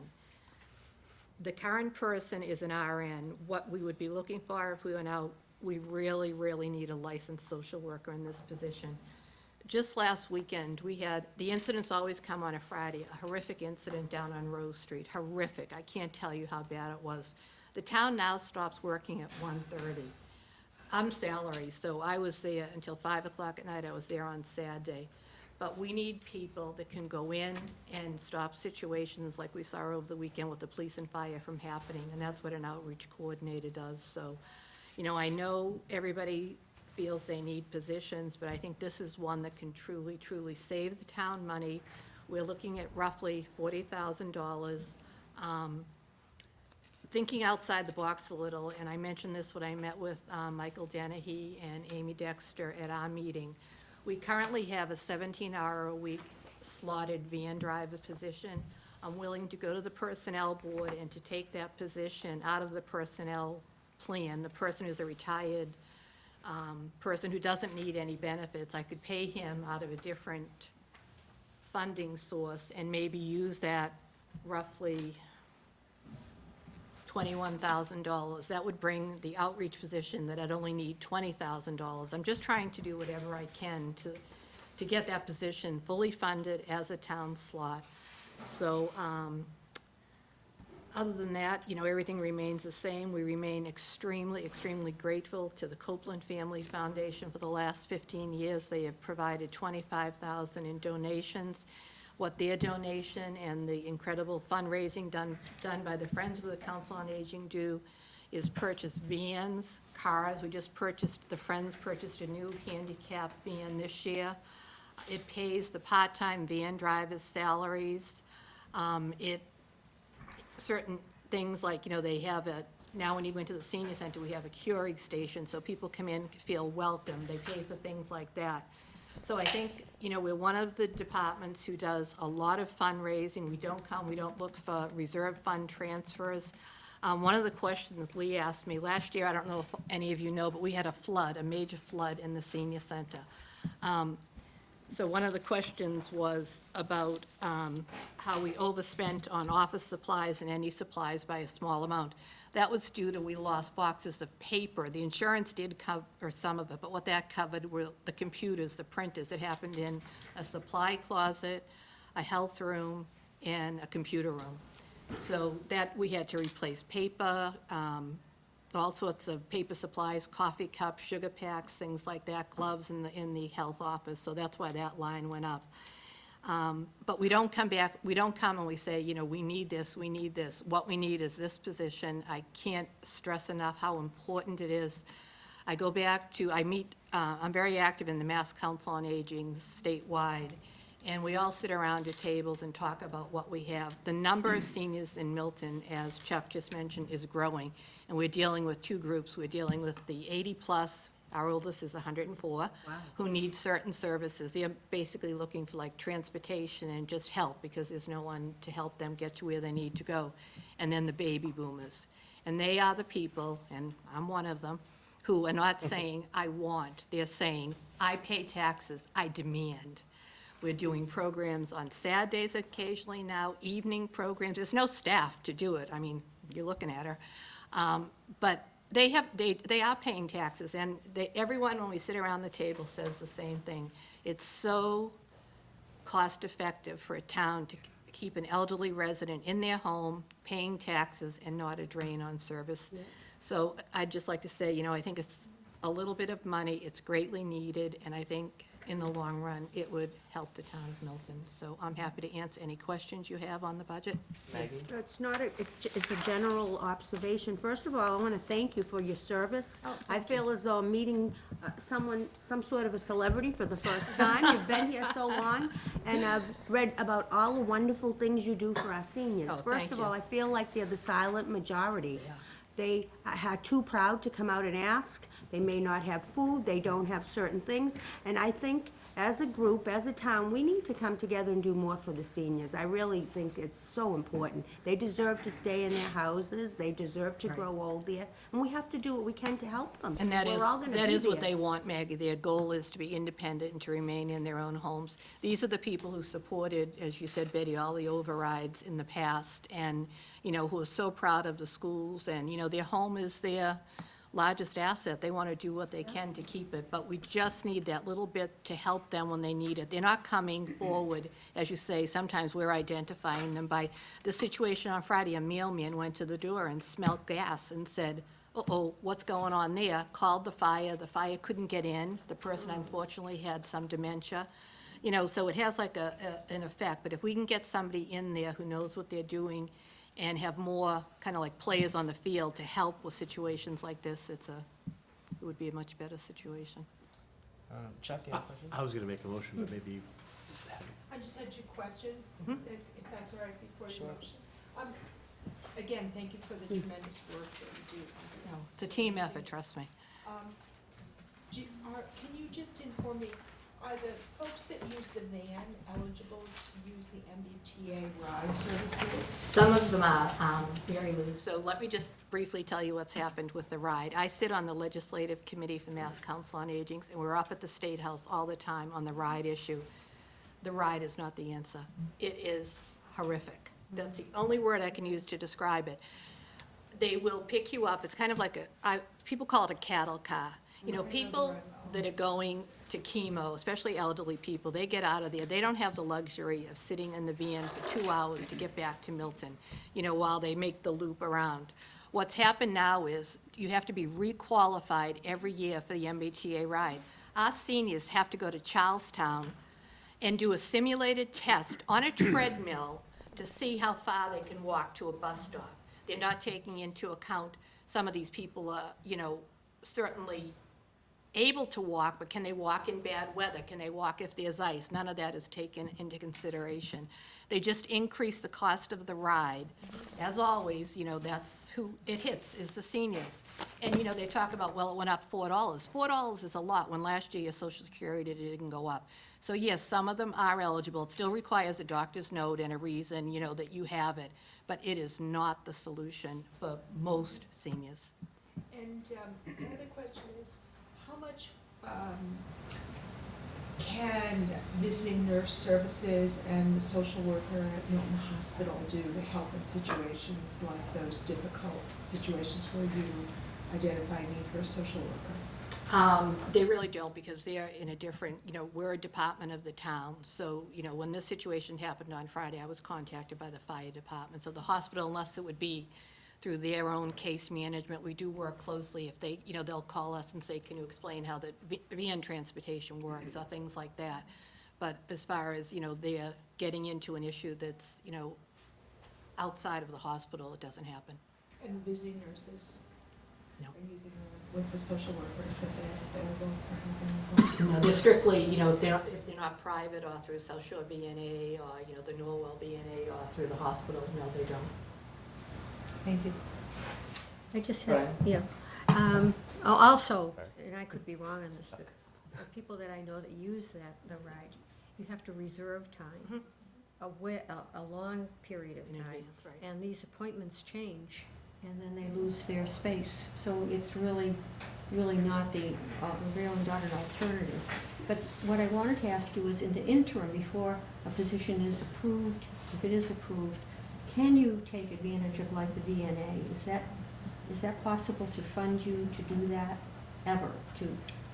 Because you said you needed a certified. Well, I think if a new person comes into the position, one of the qualifications I'd like to see is a licensed social worker. It's, you know, right now we have an RN, you know, who's been doing it for 8 years, but I think it really could benefit by a social worker. But again, we're just the town, so for the, you know, for like a visiting nurse to come in and help us out, unless it was a client they were already working with, maybe we could work together.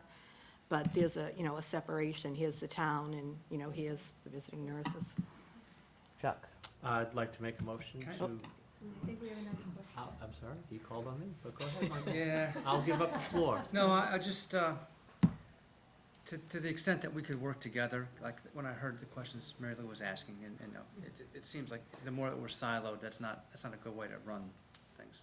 It should be a lot of cooperation there. And tonight we heard something about the possibility of collaborating and cooperating across, on vehicle maintenance. Mhm. But I was looking to see how much money you spent on fixing that van or repairing it, and didn't find it, is it? No, because the DPW does it for our vans. You already Mhm. hit. We don't do that, they do it. I'm gonna be asking Yeah. everybody that question. That's Who- good. How much That's you a good spend on getting your question. cars Good fixed? question.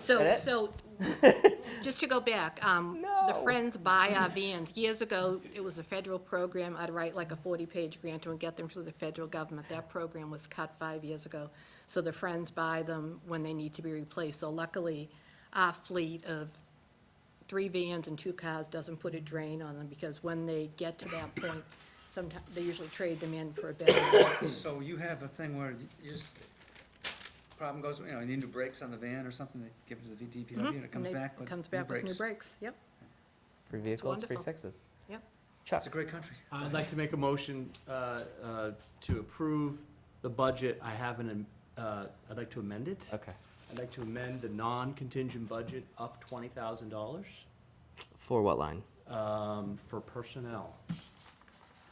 So if the override doesn't happen, I think Mary Ann outlined a Out of the box thought. out-of-the-box thought that she could move somebody to a different line item. I don't know how that would work, and then, try to get that full-time position filled. Okay. Would the other line item come down? Or you just? That, if I can just address that. So what we have is we have part-time van drivers that are funded through fundraising and the Copeland donation. And some of the seniors are able to contribute a small amount donation, like a $2 or $3 that we put into this money. We could pay them out of that. I could pay that particular person out of that money where he gets no benefits anyways, and he doesn't need the benefits.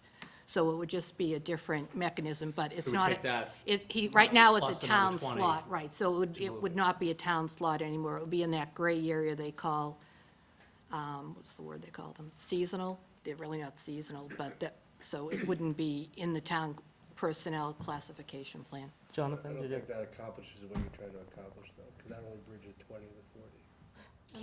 Plus the hours that he. Yes, yeah. Give up.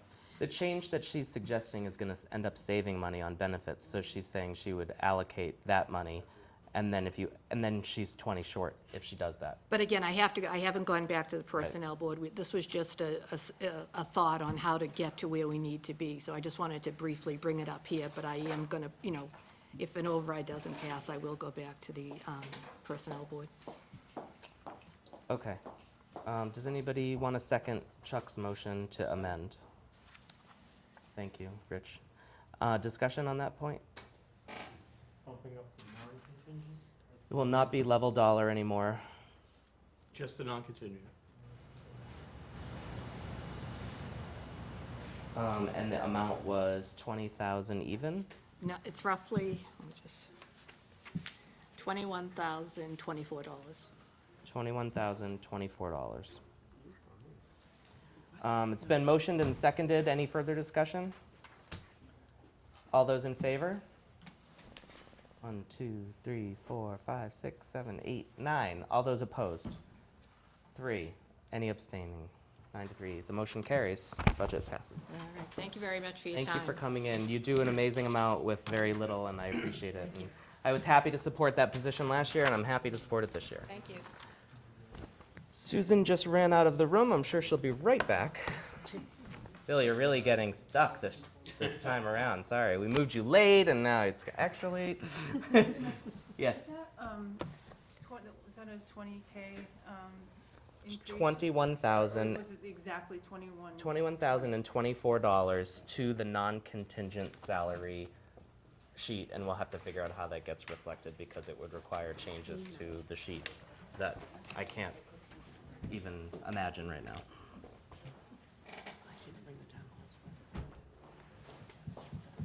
You're up. Welcome back.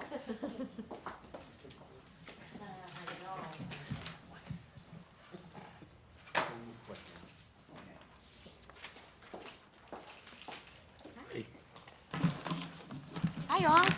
Pleased to have our town clerk at the table. This is Susan Galvin, everybody. Thanks for having me. Sure thing. I will put your narrative up. Michael, this is yours, right? Do you have any opening comments you want to make, or do you want to throw it right over to Susan to start in on the E&R budget? Jonathan and I had a nice conversation with Susan. She mentioned a couple of things, that there was a ongoing project to preserve and digitize old records of the town. That was started last year, and she wants to see that continue. That's a $15,000 cost. And she was gonna go to the personnel board. I can't wait to hear how that but what happened with that, to go for another position. It turned out that there are all the things that the town clerk has to do, she's doing for us, but there's some stuff that doesn't get taken care of. And a lot of it's like keeping up with what the bylaw changes are, and keeping and I, for one, remember trying to figure out one of the zoning articles, what it meant, reading it, and I drew like a flow chart, and it was like virtually impossible to understand it. And that's a function of not having enough manpower to keep up really a vital function that the citizens need to know what their laws say. Those are the two things that stuck with me. I don't know how to make a long speech. Yeah. Where you have a real presentation. Oh, you're right. So Michael's comments apply to the town the town clerk clerk. budget, We're- really. we're So gonna why don't talk we about- start? Why don't we start with that, since Okay. that's what he started with. So the Alrighty. town clerk budget. And I have the narrative up on the screen right now, and let me put up the revised budget that we received. And I had just a few questions on this. Susan, do you have some opening comments before we jump in? So, basically, there's not a dramatic change. The major change from the, would be the 15,000 that Michael discussed. Last year, I presented it in both my town clerk budget and to the capital committee. The capital committee funded it with your approval. And I have utilized that. It was $15,000. It's part of a 10-year program that I'm hoping to implement. Yep. So we have hundreds of books in my office that need to be restored. Out of that 15,000, I was able to restore, it was 11 books, but they condensed one, so it's now 10 books. They came out beautiful. I meant to bring one down. You did bring one last year. It was great. Yes, and I will go up in between mine and Bill's spiel and bring it down for your viewing. Thank you. But they did come out beautiful. I think it is money that the town should be investing. It's incumbent upon me as the town clerk to bring it to you, and the Warrant Committee as the voice of all the residents to fund this, because we need to preserve our records for historical value, historical purposes. How do we know where we are today if we don't know where we came from? So, that being said, I feel within 10 years, all of the records that would be preserved, or pretty darn close to being preserved. If it's a shorter time period and we're able to fund it, then, you know, I would come to you and let you know, we're done. We don't need to go any further, but I feel comfortable that 150,000 would cover that. So we're done year one. I did again put it in both slots, not because I'm hoping that you won't communicate with each other, but if in fact it can't be funded as a line item, then maybe the capital committee can, again, find a way to funding it again. So that's my story on that. And if I may, the records that she is trying to preserve, some of them are crumbling. They're in very bad shape, so it is really on us to get these preserved while they still readable Correct. and usable, and they really are. They're crumbling due to historical. age, not necessarily due to Yeah. neglect or anything, but Yeah. yeah, they're just old. Exactly. Correct, right, exactly. yes. And, Yeah. you know, I mean, they're 400 years old, some of them, Yeah. so. And they are historical documents, and the handwriting is just, it's almost an art form. They're really beautiful. It And I is. just wanted to say that. What are other towns in the Commonwealth doing with this issue? Yeah, Yes. that's a good question. Same as us, you know, some have the funding and have completed that, you know. The Community Preservation Act has helped a lot of towns in restoring documents and stuff. But it's an ongoing thing for most towns. And it's really, you know, what priority the town places on that in terms of funding it, because it is financial. So the records that we're producing now, would the future town clerk be here if you know, 400 years from now? Possibly. But the quality of paper that it's produced, it's not going to be in the same situation because of the knowledge and technology that's there. So our records are still preserved in paper as well as technology? Correct. Or is, We're required by law to have them in paper. okay. Yep. And are they stored here in this building, or are they stored? Yes, so the ones that we've preserved, not the ones that every year I preserve all that year's worth of vital records by having them bound, but the ones that we are currently preserved, not only were they preserved in paper form, but they were microfilmed. And I had 2 copies of that, one that's housed here in the town clerk's safe, one that's being housed in the library. Great, Thank you. thank you. How many years back do you have to go to preserve all of these records? How far behind are you?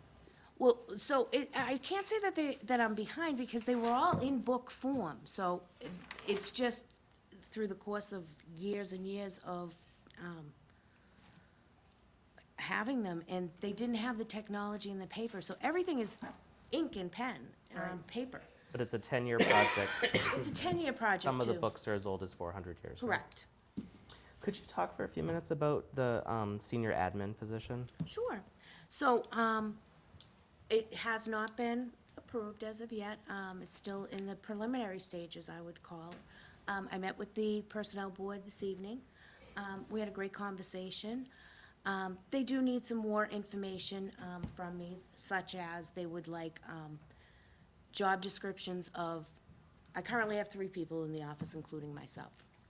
So they'd like a job description, more of a summary of what each person does. And then another summary that, bringing this 4th person on, a summary of the duties then having this new person, what each person would do plus that 4th person. Can you give us some highlights as to what isn't getting done right now that you'd like to enable by having this new Sure. person join the team? So first and foremost, a major reason of why I am coming, because fiduciary responsibility with this, I take very serious. You know, I'm a resident too, and I want to make sure that financially I'm making the most sound decisions. So I'm not taking this lightly by saying, I need another person. This is a lot of money to the town, to the taxpayers, and to our residents. But at the same token, it's of monumental value to have another person in there to protect their interests. On January 3rd, I was appointed the Public Records Officer. Congratulations. Yeah. Blessing and curse, I guess. And so, public records, nothing new, but there is a new law that requires that the town appoint a person. Typically, that person, because it's by statute, the town clerk typically is a records keeper. I'm not the records keeper for all departments. But I am by statute the records keeper, therefore I was appointed the public records officer. So, in doing so, there's a lot of work that's going to go into this. So that person, or the person is now gonna be responsible, or I am now responsible, I should say, regardless of whether this person comes, for tracking every single public records request that comes into the town. Whether it comes to me, to the Warrant Committee, whomever it is, my office or myself has to track it. In addition to tracking it, I have to ensure that, that request is met within 10 business days. Not always an easy feat, you know, sometimes it can be, you know, a fast service. Other times, it requires quite a significant of communication across multiple departments, multiple people, multiple boards.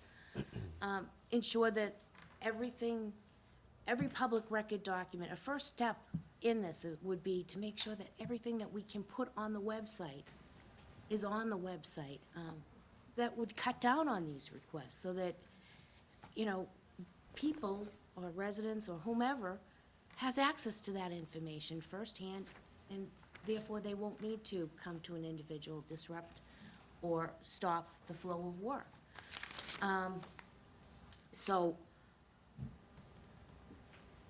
policies need to be established townwide.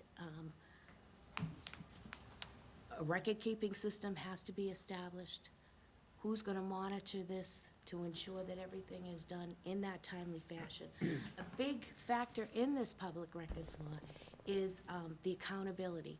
So if by chance a public records request is not met within the designated 10 days, the town would then now be responsible, if it went further to a lawsuit, for not only the town's fees, legal fees, but the person who has put in that request, and now the town is responsible for their legal fees. That can be very costly to the town if those statutes and issues aren't addressed and followed up thoroughly on a constant basis. Being newly appointed to this position, do I know, have I had the opportunity to meet with each department, see what requests they are getting, how many they're getting? It's in the preliminary stages right now. Is it primarily the public records responsibilities that you have now that are driving the need for this new position? No, I shouldn't, Because it's push, it's. I don't think it is, and I think Right, I it's want to give pushed you an us opportunity. to over the top of Okay. like, we were at a point of saturation, and to then put something that, a job in and of itself, which would require one person focusing on, I just would be fearful that we would be leaving the town liable for areas that. I think you spoke to us a lot about death certificates and. Yeah. Correct, yeah. So, in addition, we've had a lot of increases in, you know, our functions and texts.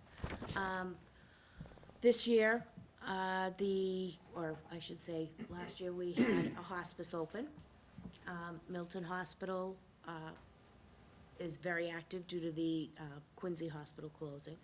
So we had about a 50% increase in death certificates, the processing of them.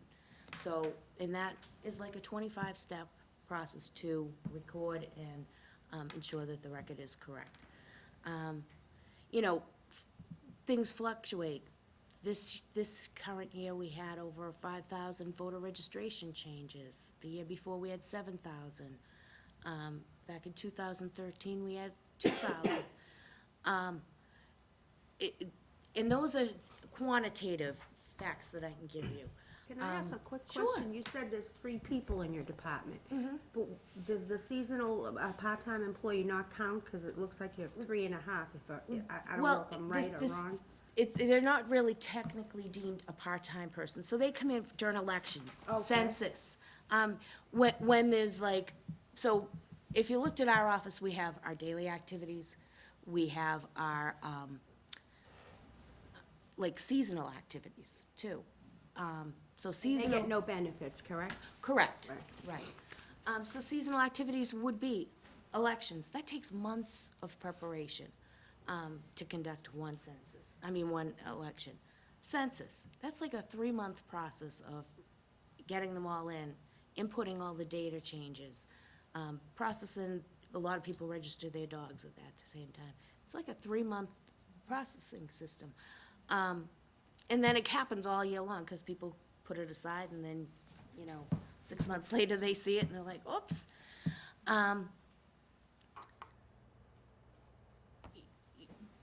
State ethics, we're responsible for maintaining every single board, committee member, town employee, to make sure that they get the documentation, that they're taking their state ethics test, that they're getting the open meeting law. And they are getting them. But are they being educated? They're getting a booklet. Are they really being educated? I think it's incumbent upon me to make sure that they are educated. Right now, they're getting a book. There should be training offered. I'm not free to be able to do those things. So the personnel board asked you for some more information. Right. Did they give you a date by which you should submit They that? didn't. And what's They- the next step there? They didn't give me a date, but, obviously, I would like to get this information to them as soon as possible. And from there, I don't know if I would be going back, Okay. or if they would take that information and then make their decision.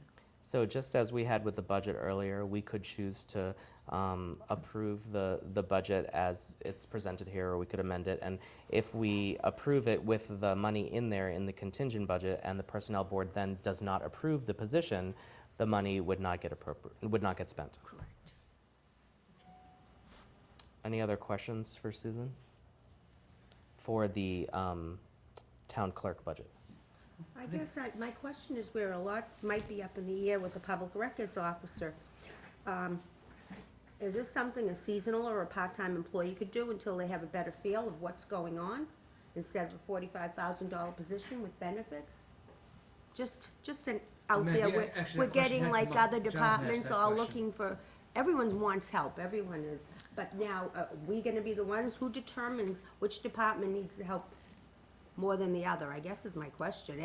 You heard, you heard Well, the you heard personnel health, you board heard all of them, right? I don't know, this is not towards No, you, no, we no, love and you, I- you're I- always I doing, agree, you and work so I- hard. It just, as a new committee member, I'm just maybe you guys can give me some Well, input, how this isn't it the works. personnel board or? So, based on my understanding, the personnel Yeah. board is the one that determines whether that need is there. Yeah. Now, the finances, that is the Totally different warrant story. committee.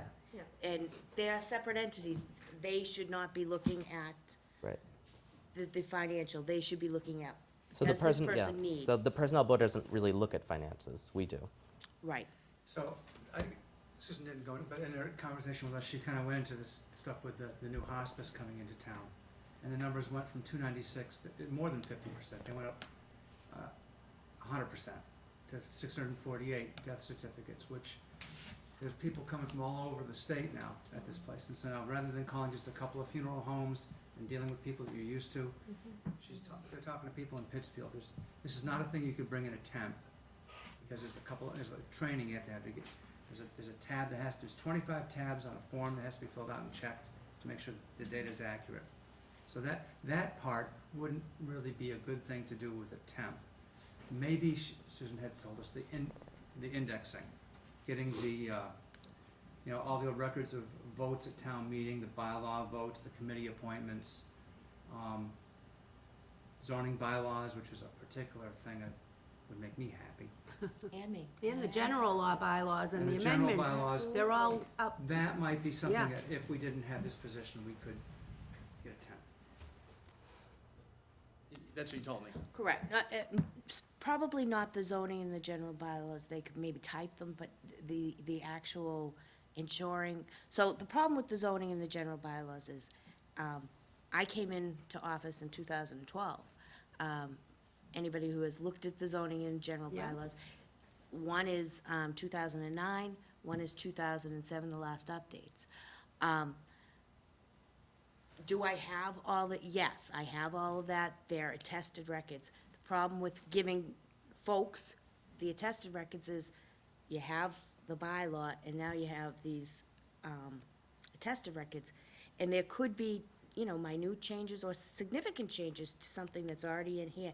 So you have to do Research. a lot of research in order to mesh the two together. I don't feel, so in order for these bylaws to be authenticated by me, I would have to say, as a matter of fact, that all of these records are true to the best of my knowledge and belief. Work that I have, many hands have touched, as far as typing and putting things, and I'm referring to the things from 2007, 2008. My hands have never touched as far as putting that information in. That all needs to be reviewed and made sure that whoever did that, or whom, you know, that there could have been multiple people who have worked on those documents. If this That it's position, correct. if this position was filled, would that move up on your to-do list faster? Absolutely. Chuck, did you have something? I'd like to make a motion to, Oh, I have one more question. okay. Now, you talked about the hospice creating more work. Now, Beth Israel now taking over Milton Hospital, has that expanded anything as well? There's a significant rise in, you know, deaths. We don't do births, so we're strictly, it's just the residents, they go into there. And so deaths definitely is on the rise. So as Milton expands, so doesn't all of your functions? Correct. Not just one, but all of the functions Correct. that you do? Yeah. Can you just help me understand one thing? So, if the personnel board approves a position, does that take precedence as far as, is that more important than people coming without positions that are approved? It seems like none of them approved now anyway, it's a moot point. Some of them are. I Some mean, of the them one, are. the one from the Council on Aging was Okay. approved last year. So, you're saying we have nothing to do as far as, it's the personnel board that determines what's most important. So if we're listening, and it sounds like she really needs this help, We're a separate committee, and we could look at this position and say Susan has not provided the justification that she needed to provide, and that we didn't think it sounded good, and we could choose to fund her at a level where she couldn't afford the position, if but we I mean, wanted it's to. obvious, it sounds to me, I don't know about other people, like she really needs to do these documents. So my job is to just decide whether or not, based upon the presentation, that this is really something the town needs. Is that right? Yes, and there is a stronger case if the position has already been approved by the Personnel Board, and there is a weaker case if the position was denied by the Personnel Well, Board. I think so. But if something is pending review, you're in the between those things. Any other questions? Chuck? I'd like to make a motion to approve the budget as submitted. Second. Any discussion? Jean, did you get cut off? I'm good. Okay. All those in favor?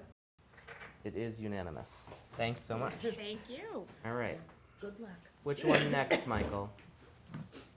You want to do election and registration? Sure.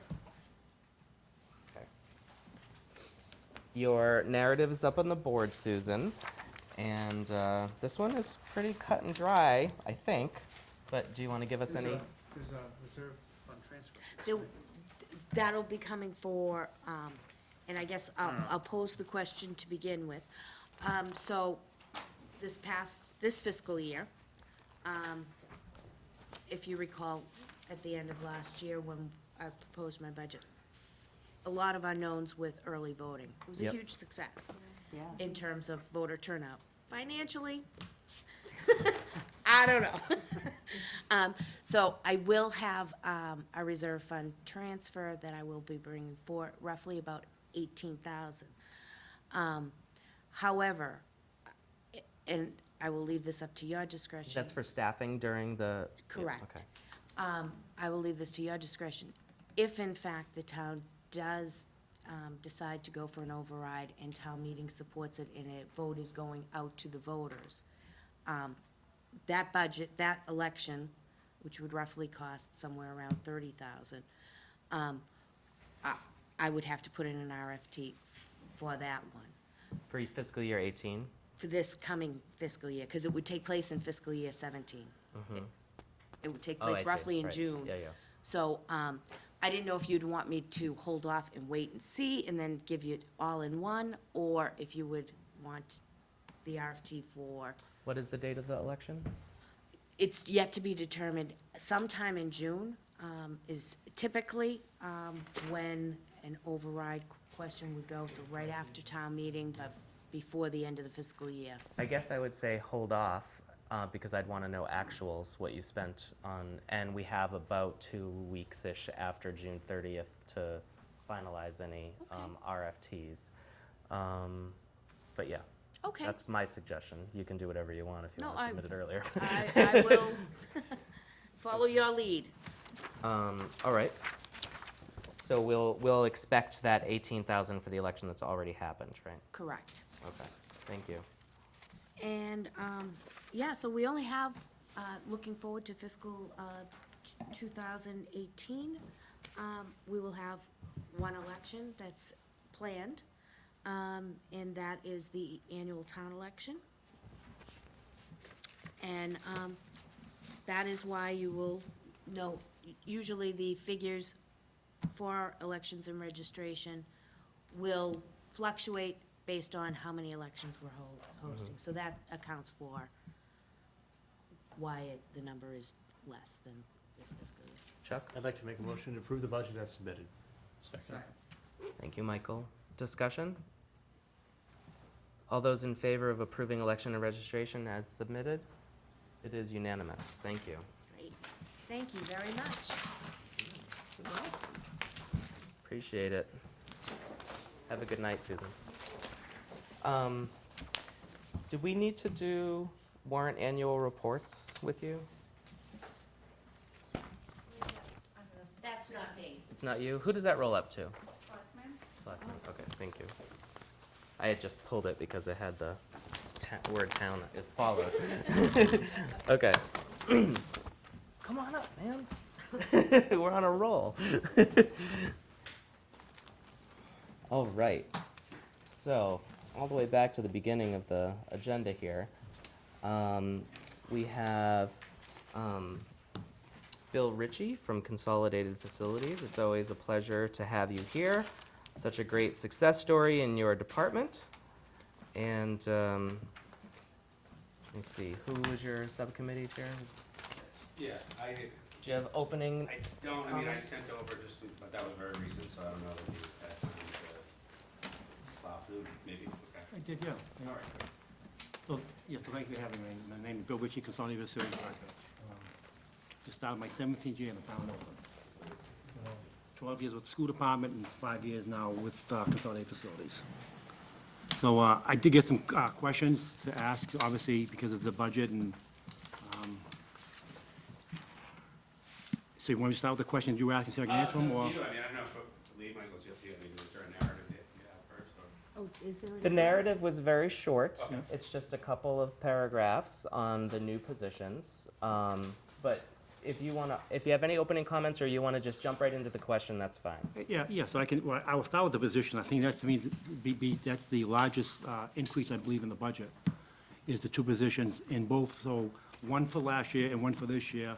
Both were approved and highly supported by the Personnel Board.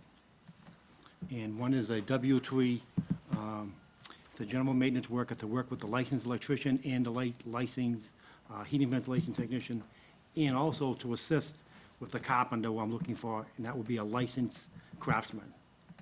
And it'll be somebody with a background like mine. I have a construction license and a craftsman's license, but I just, in my role now as a facilities director, the job's just too big to be on a job site. And my liability, with my license, I can't be there. It's just not, it's not conducive. I mean, so I need to pull myself back.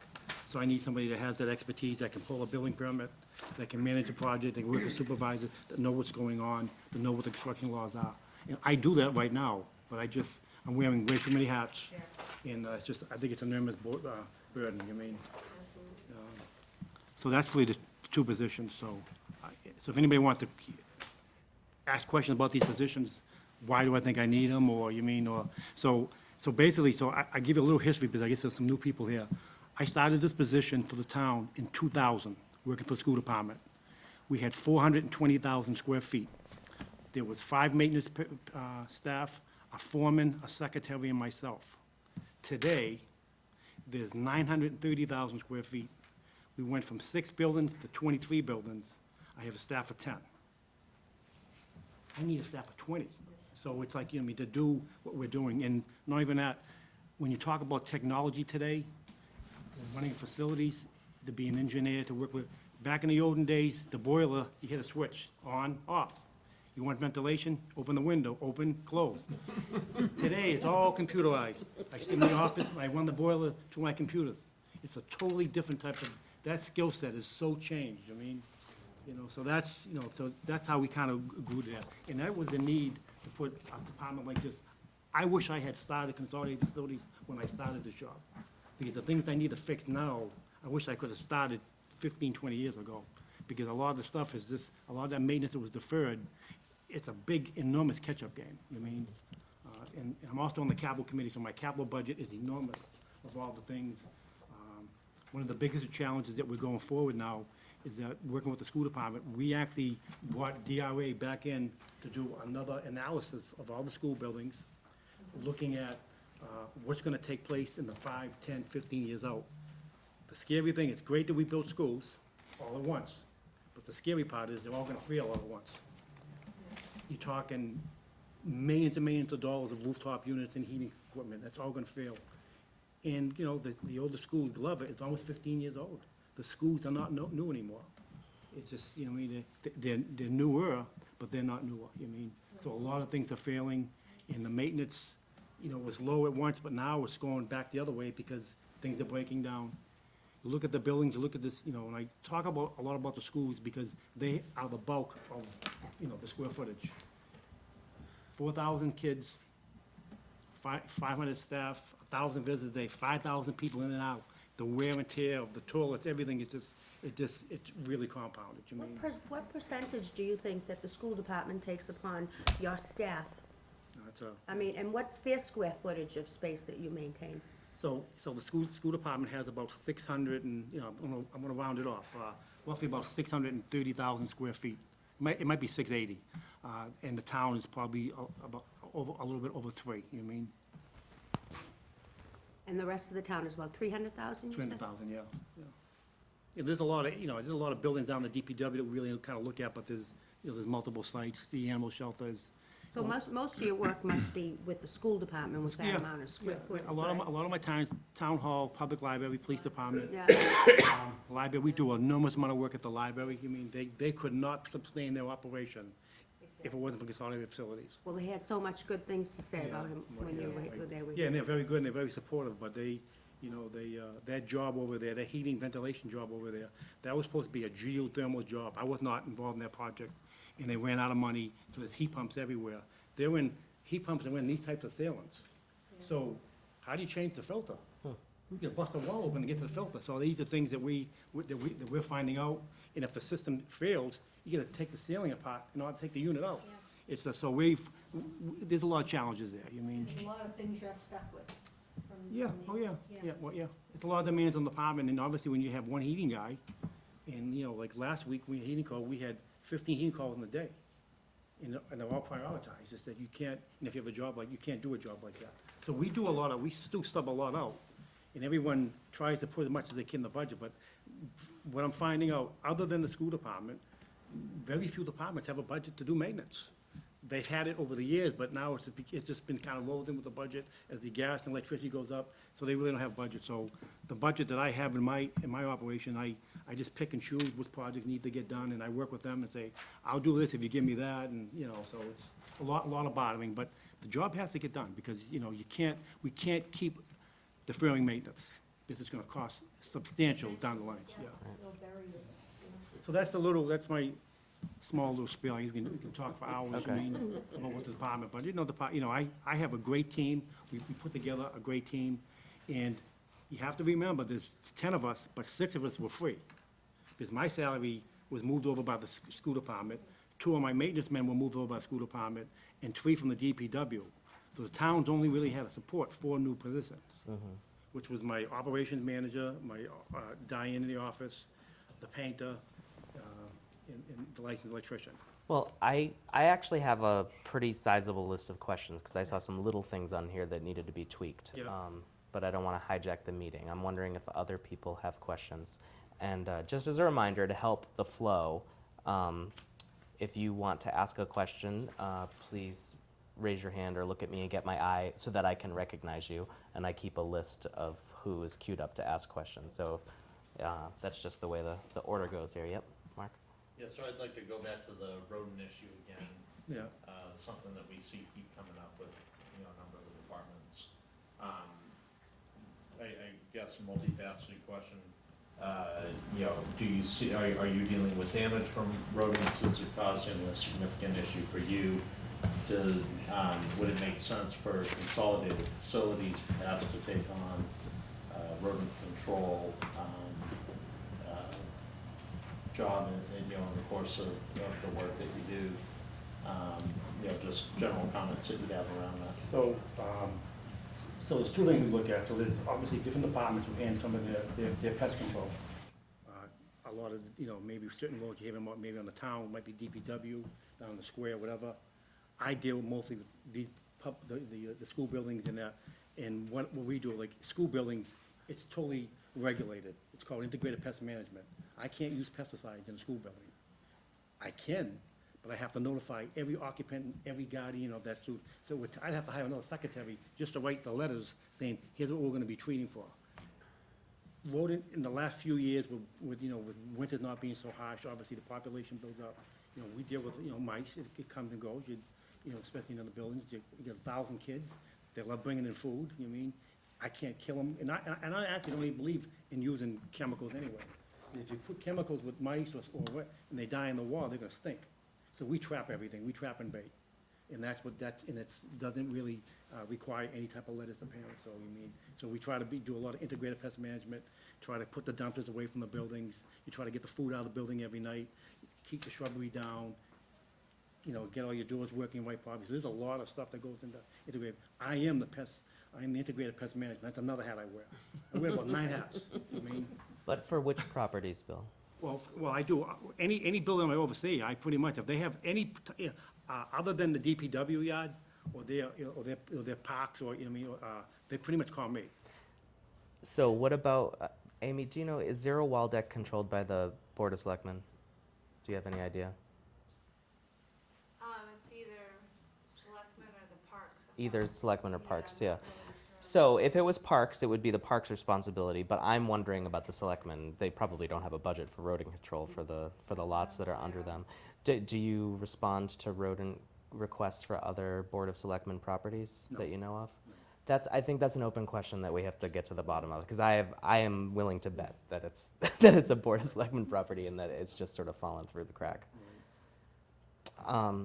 I will send an email after this, but we've had this issue come up a number of times, and we're just trying to piece together who is responsible for town-owned properties, and probably if it falls in your department, you're responsible for it, and we have to figure out where Zero Waldeck is and what the Board of Selectmen does about rodent control. And my role, too, is also, the nice way to explain my job, from the buildings I manage, the sidewalk in is me.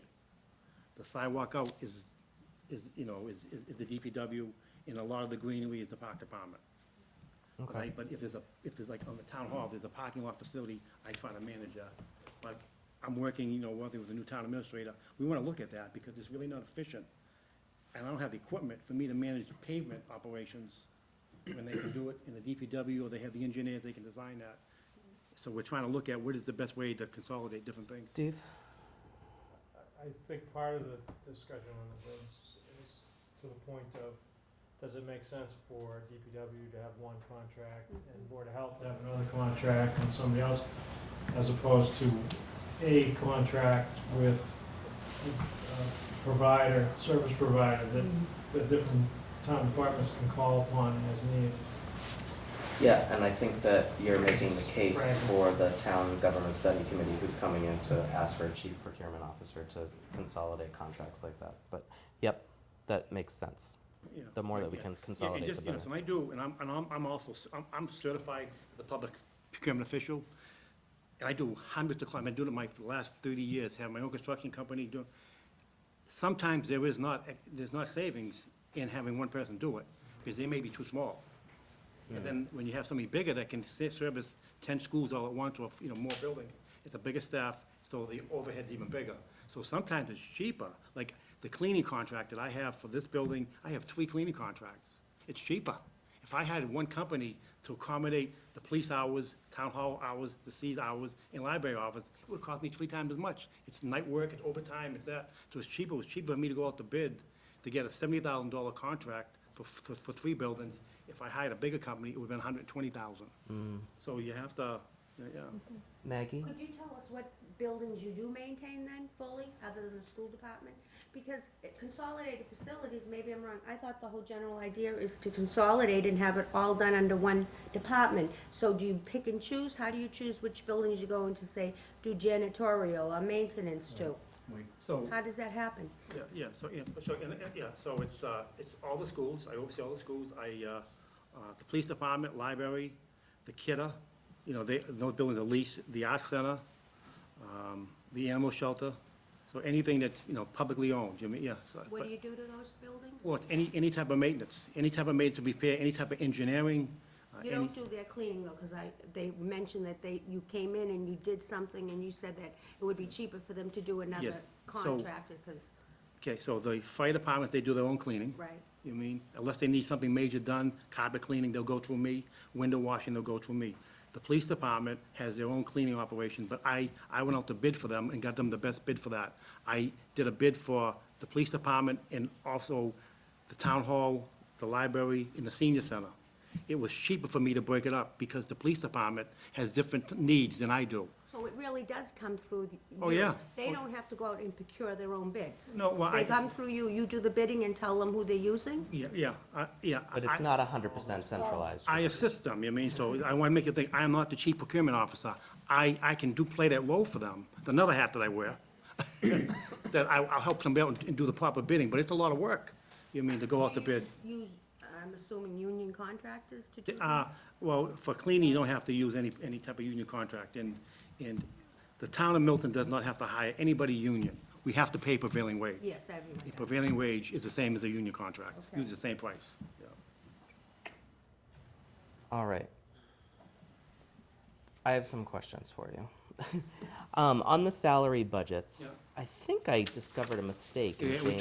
We got that, we corrected that the other day. That was with Jim Egan. Okay, so I didn't get the correction yet. Yeah. But, so if we're gonna vote on your budget tonight, if we end up doing that, Jim Egan, who is, it's listed here as 1549.90 on the non-contingent, Yeah. and then the weekly rate for contingent is 1547. Which one is correct? So it's 1549 in the, so then for the contingent was 81,094.80. So you're saying the non-contingent number is correct? Yeah, and I wanted to give the other one what. Yes, mine, we made, so I made a correction on both of them. So it should be 81,094.80 for the contingent. The contingent, 81,094.80, exactly, Okay. yep. So for anybody following along, there was just a transposition error, I think, in James Egan's weekly rate on the contingent schedule, and we need to make it match the non-contingent, which I just did in this sheet. For Schedule E, why do you have postage for a contingent budget but none for non-contingent? Well, because I kind of come up with where would I want to cut and choose, so a lot of the postage, a lot of times is for bids and specs. It was only $150. I mean, I can take that out of, if I'm doing a major bid, I guess it was just a decision I made. It was just a small amount, $150. I mean, if I do a lot of bidding for people, I have to buy more postage, so. But you're really spending $150. Yeah. Whether it's contingent or not. You at the end of the year, you balance the budget, you save a little bit, you put it in there, it's not a. Okay. Huh? It's an art, not a science. Oh, Under other contractual services, line 17 on that same schedule. Yeah. The actual for 16 was quite high compared to other years, was $36,000. Right. But you're recommending that in non-contingent it remain at 23,000 and contingent it only increased to 30.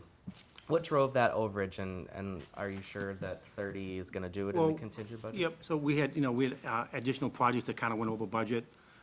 So my whole premise here was looking at the one-time money, which obviously was another question on, why do you have one-time money, is that we started out, that's why Amy and I, we had talked, we wanted to list it here, so we knew the history. I thought if I get the $100,000, that I can pay for all those extras. There's a lot of incidentals. I put together one-time money projects, and I hate to use that even money, but there's just projects that need to get done, roughly $275,000 for next year alone, plus the $70,000 I did this year. I could spend I could give you $1 million worth of projects. I just try to pick the projects. I don't know what's gonna break. You try to do reactive maintenance, but there's 1 million square feet. You just don't know. There's 20,000 pumps and motors and lights, and I'm always, it's a moving mechanism. I just don't know. When somebody doesn't tell me they have a problem, or they tell me a problem, I wish you told me that 3 weeks ago, you mean? It's not what, so it's, I'm just constantly moving money, I guess, I you mean? think if I follow what you were saying, you said that some of the money that you spent on the other contractual services line in fiscal year 16, you're budgeting for on your one-time repair free cash line That, yeah, for that's- well, yeah, for, yeah. for 17, Yeah. or 18, I mean Yeah. to say. So, yeah, and we're constantly always going over, and if we save the economics in certain projects, we try to move money away. But that $100,000 to me is critical, because if we're constantly, even 100's kind of lean, I believe, when you're talking, when you're managing roughly $300 million worth of properties. So let's talk about that line for a few minutes. Yep. Last year, the Warrant Committee entered into a long discussion, which I think ended up with unanimous agreement that this budget really needed a line called Building Maintenance and Repairs. And we wrote about it in the front of the warrant, starting on page 11 last year. Yep. And we approved that in the contingent budget that the Warrant Committee initially embraced before we had to abandon it.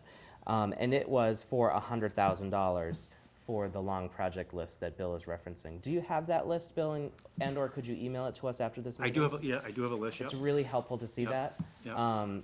But believe me, it far exceeds $100,000. So we were thinking that at a minimum last year, there should be a permanently funded line item in this budget, and I watched the meeting earlier today, and you were the person who said, I feel like for every dollar we put into this budget, we get 10 out, to quote you. And so I think we're mixing terminology between Schedules A and Schedules E here. We have historically funded your projects budget with free cash, and I think we did it to the tune of $63,626 in fiscal year 16. But I wouldn't suggest keeping that $100,000 and the $78,500 and the contingent and non-contingent on that same line. I think you need a new line. We can't Right. depend on free cash for projects that the town needs to do every year. We should probably go back, if this warrant committee is agreeable, to the recommendation of the warrant committee last year, which was, leave that history there of one-time free cash for $63,626 for fiscal year 16, add a new line called Building Maintenance and Repairs, and fund it, maybe as he suggests, under the contingent as $100,000 and under non-contingent at $78,500. I'm curious as to what people think about that. Sounds It good. makes sense. Yeah, Dissenting opinions? we, as we discussed. Well, I mean, are we gonna cut a teacher, not use free cash for that? I wouldn't recommend that. Well, under the non-contingent scenario, I would take the 78,000, use free cash for the projects and save a teacher, or someone else. I'm using teacher as an example. So your suggestion would be move the 78,000 to zero, and then create a new line that's contingent based only for $100,000 for building maintenance and repairs? Yeah, I would. I would use free cash for, And we go through a process later where we allocate the free cash and as much as we can up to that $100,000 allocated to Bill's budget. yes, For the building maintenance and repairs. that's what I would recommend. You're confused? Well, because we're trying to have actuals, you said, and not depend on the free cash. Yeah. In other meetings, you had mentioned that we should try to have actual line items and not depend on free cash in case it may not be there, even though it always has been. Exactly. Not always, Oh, well. and that has, well, yeah, I have a different view on free cash. It hasn't always been there, but free cash, I think, for projects, is it appropriate? Well, then use? you. We don't have to do those projects. But I it's mean, it's an unknown figure, and you may, at the end, it's for, at the end of the year, there's a lot of issues that come up. But I'm And so- assuming a consolidated facilities department is gonna have building repairs. They'll have That's a like, project, hello, and they right now we're all not have- funding they need any to have them. project. They can Amy, have a base. Amy, did you have something? I just want to clarify what happened with this, and this, Bill did it this way at my direction, so if it's confusing, I have a recommendation. So, as Bill mentioned, I told him to put it on the same line for consistency to show what we spent in prior years, so it just didn't look like it was something all of a sudden new, and it's always the last several years been paid out of free cash. The intention was the 100 in the contingent budget would be part of the override Yep. and not free cash. So to Chuck's point, maybe what you should do is add a repairs and maintenance line to his general, all zeros except for the contingent column of 100,000, similar to what the town clerk did with the 15,000 for the records. Yep. And then this one-time repairs free cash, you zero out the 100 but leave the other numbers there. And as long as everyone's on the committee's aware that it's very similar, you're just separating it to identify that you want it included in the override. But what as about the opposed- 78,500? 78,500 was free cash in 17, and the instructions to all department heads were, you cannot level it with anything that was free cash, because we represented to town meeting that we were considering it one time. Mm-hmm. So that's why that 78.5, he was instructed to put down on that line for non-contingent. Otherwise, he wouldn't have been following the instructions of a level general expenditure line. He would have had to take it from somewhere else. So we were trying not to penalize him. Why did you consider, or why did anybody consider that 78,500 to be in the budget when it was really free cash one-time money? Why Because- when you were leveling, would it be in the number? Why wouldn't it be? Why would it be in the number? I would think that you would have kept it outside of your sort of leveling, that you would have looked at the That's- consolidated facilities budget without the one-time money in it. That's why it's down on the bottom. Okay. So, all right, I think it just needs to be two separate lines per I the think- suggestion that you Yeah, just if you made. treat it like Susan did in the town clerk's budget with the 15,000, it's Mhm. very similar to that. But this budget was funded in the operating budget last year at 0 for projects, and we're calling them you just called them repairs and, I called it one-time repairs dash free cash. yeah, but it needs a new name that's more clear. You just said, I was calling it building maintenance and repairs, and you just called it repairs and something else. Same. You're okay with building maintenance and Yes. repairs? Okay. So Chuck, do you think you can? I don't think I could do it. All right. So then, but there would be under the No, non-contingent I agree. I scenario, don't think I could say what you there would just be said. 0 for building maintenance and repairs. Under general, included in the general expenditure line. There would be 0. Mhm. Yep. And if we have free cash and we can allocate it, we would under a non-contingent scenario, probably. And under the contingent scenario, there would be $100,000 under the building maintenance and repair line, Yes, right? yes. Okay. So somebody can make a And, motion that sounds like that. and the Yeah. 78.5 and the non-contingent would stay where it is. Even though it's, because he's we've had him submit it that way the last couple of years, and I know it's What's it funded with? free cash. That's why it's on that line. So you're asking us to vote now to allocate some of the free cash to the consolidated So- facilities department. I can see your point why it's confusing, so, yeah, if you wanna do it the other way, and, I want to do it the other way. I get it. And then we'll have But that discussion. I will make a note Yep. that at least 78,500 is on the initial discussion and hopefully up to 1,000, Right. 100,000. I guess on Maggie? the building maintenance and repairs, even though it's called something else. So do the certain departments that need these one-time maintenance or repairs, do they get charged back for these dollar amounts? Does it go back against their budget because they had to do something for that department?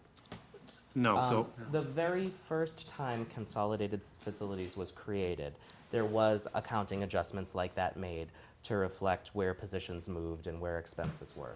So the very first time it was done, yes. Going forward from that point, it's considered a service of the town, and no, that adjustment isn't made Well, afterwards. what's to say one department's not using it more than another, and sometimes things might not. Bill I'm is, just I guess. curious. You're the adjudicator. and so I have to, as a department, Right. and being in a very unique position, the only position in town that is like that, I answer to the town administrator, the superintendent, and my contract signed by the Board of Selectmen and the school committee.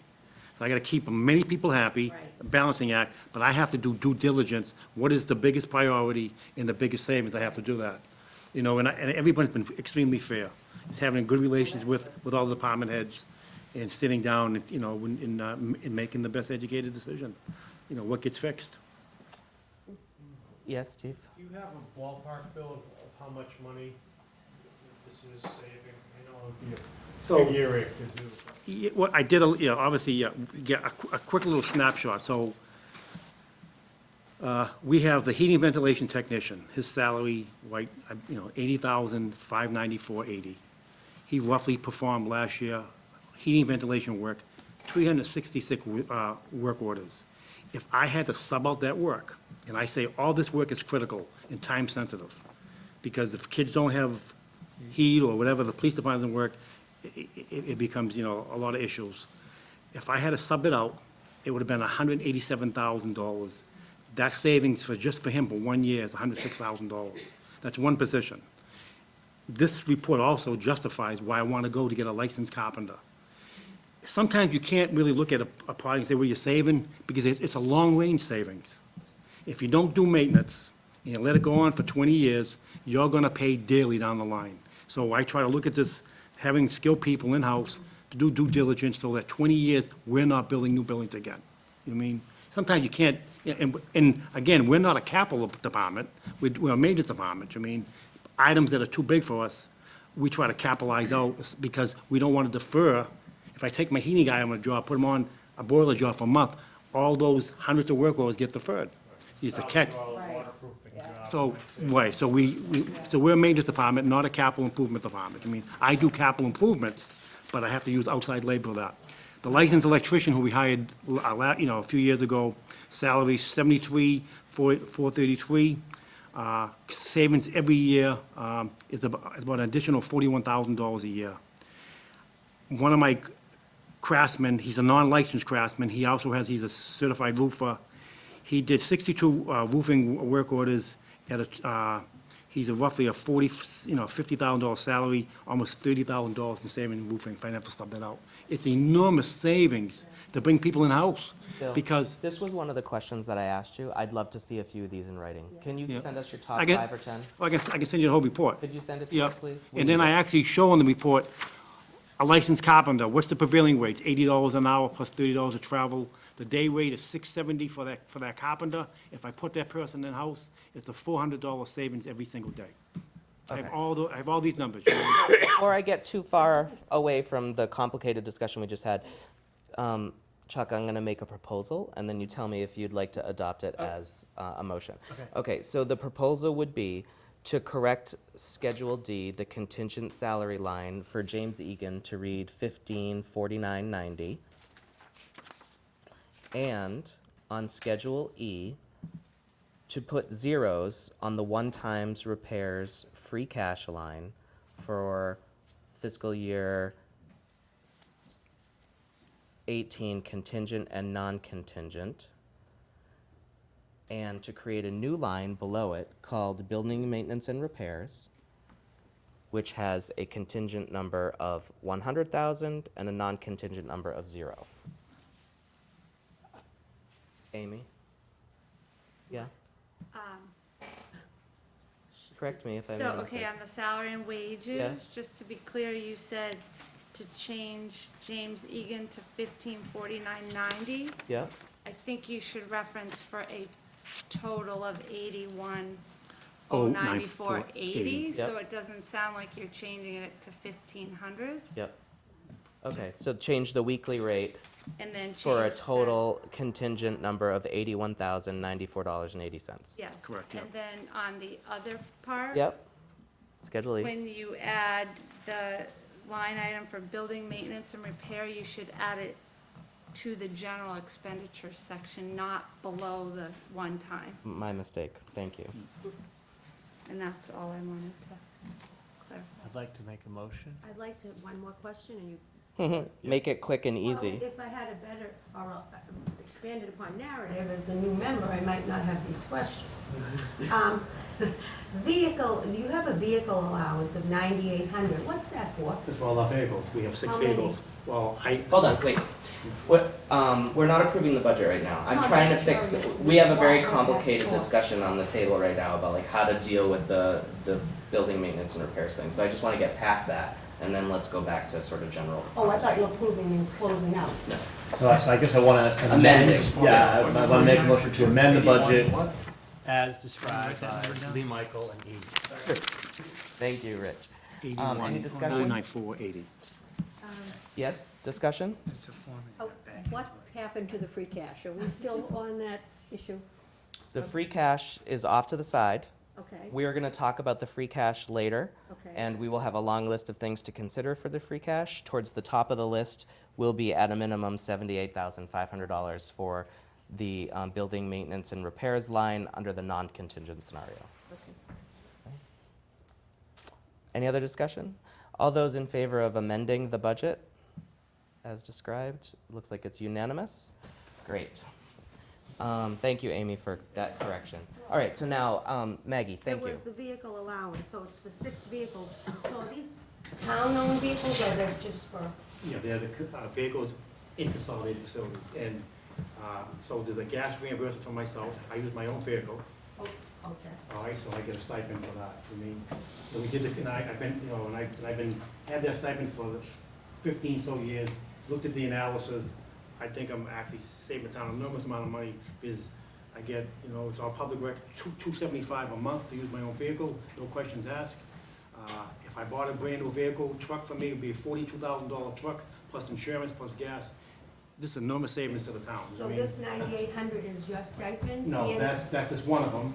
My operation manager, the same situation as Okay. me, is we were building department in their vehicles, and there's 4 other vehicles in the department. Okay. So that's- So the 4 other vehicles that reimbursed for gasoline expense, they don't go to the No, DPW that, yard and fill up there? no, that total amount is my gas reimbursement is out of there, my operations manager, and then the 4 vehicles will go down to DPW. That's a total sum of what it costs for gas reimbursement.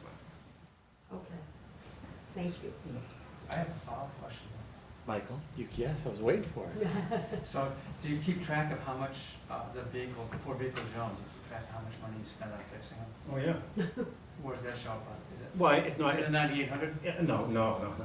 It's, you know, that's it, that's my, you know, I have, equipment maintenance line item. So how do we do that? So we take our vehicles, and obviously you have staff, and obviously the last thing you wanna do is idle staff that can't work, that can't use their vehicles. We don't have a home, so our vehicles are like our shop. Like a plumber, he shows up, you know? So we have to have vehicles every day to drive our people back and forth. We take them down, if we have a major repair, we take it down to DPW. I say, Joe, here's what we need brakes, oil change, how soon can you get it fixed? 3 weeks, 2 months from now, or whatever. If he has a fire truck, then from there, I take that vehicle somewhere else to be repaired. Because I can't put that vehicle out of commission. This is 2 guys just standing around.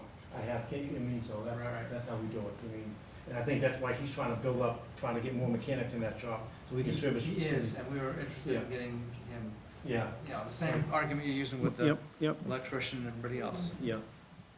Yeah, everybody, we're all here. It's not a question. Yeah, we're all here. But it's getting late, so I don't want to say any more Yep. words. So can you tease that out of your budget from last year and just send us what that number is?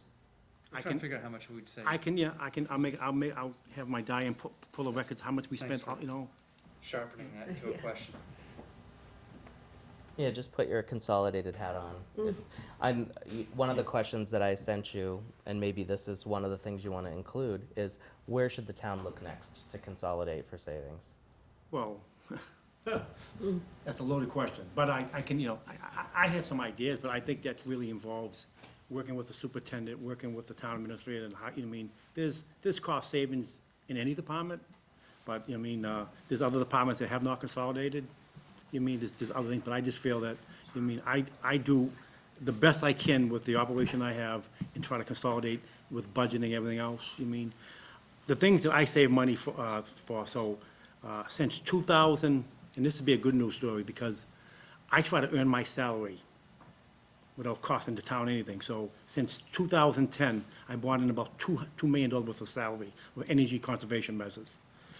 All the solar panels payback is $100,000 a year for all the schools, every single year. There's 2,500 panels there. This town hall, we had a little failure here a few years ago. We went back out, insurance money, put all new solar panels. That's generating about $10,000 a month and about another $10,000 in SREX credits. It's about $20,000. So over 25 years, it'll bring another $300,000 in. Last year, I went back out for the energy, for the gas utilities, went out to bid, saved the town $400,000. Green communities, the last 2 years, $550,000. I'm going back out this year for another $350,000. I think I'd love to do all the contracts and stuff, but it just takes so much time to do that. Right. I was wondering if you could bid for lawyers or something. Yeah, it takes a lot, I actually, yeah. Steve's question. So you got another hat, diplomat. Nice answer.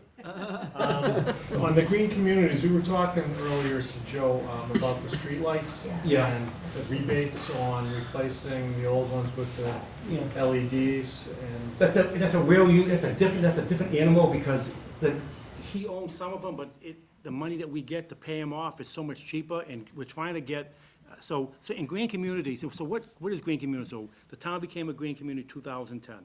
Then after you become a green community, you apply every year. It's called the competitive rounds. There's 147 green communities. So I hire an engineer that doesn't cost me anything. He goes out, we do all these engineering studies. We have about 6 studies right now that we're gonna go forward with. And we're trying to cherry pick which one is the best one, which is the quickest payback. Certain lighting projects, so all the schools over the last 3 years have all new LED lights. Now we're doing auditoriums, now we're doing classrooms. I'm doing an audit here to change all these lights to LED.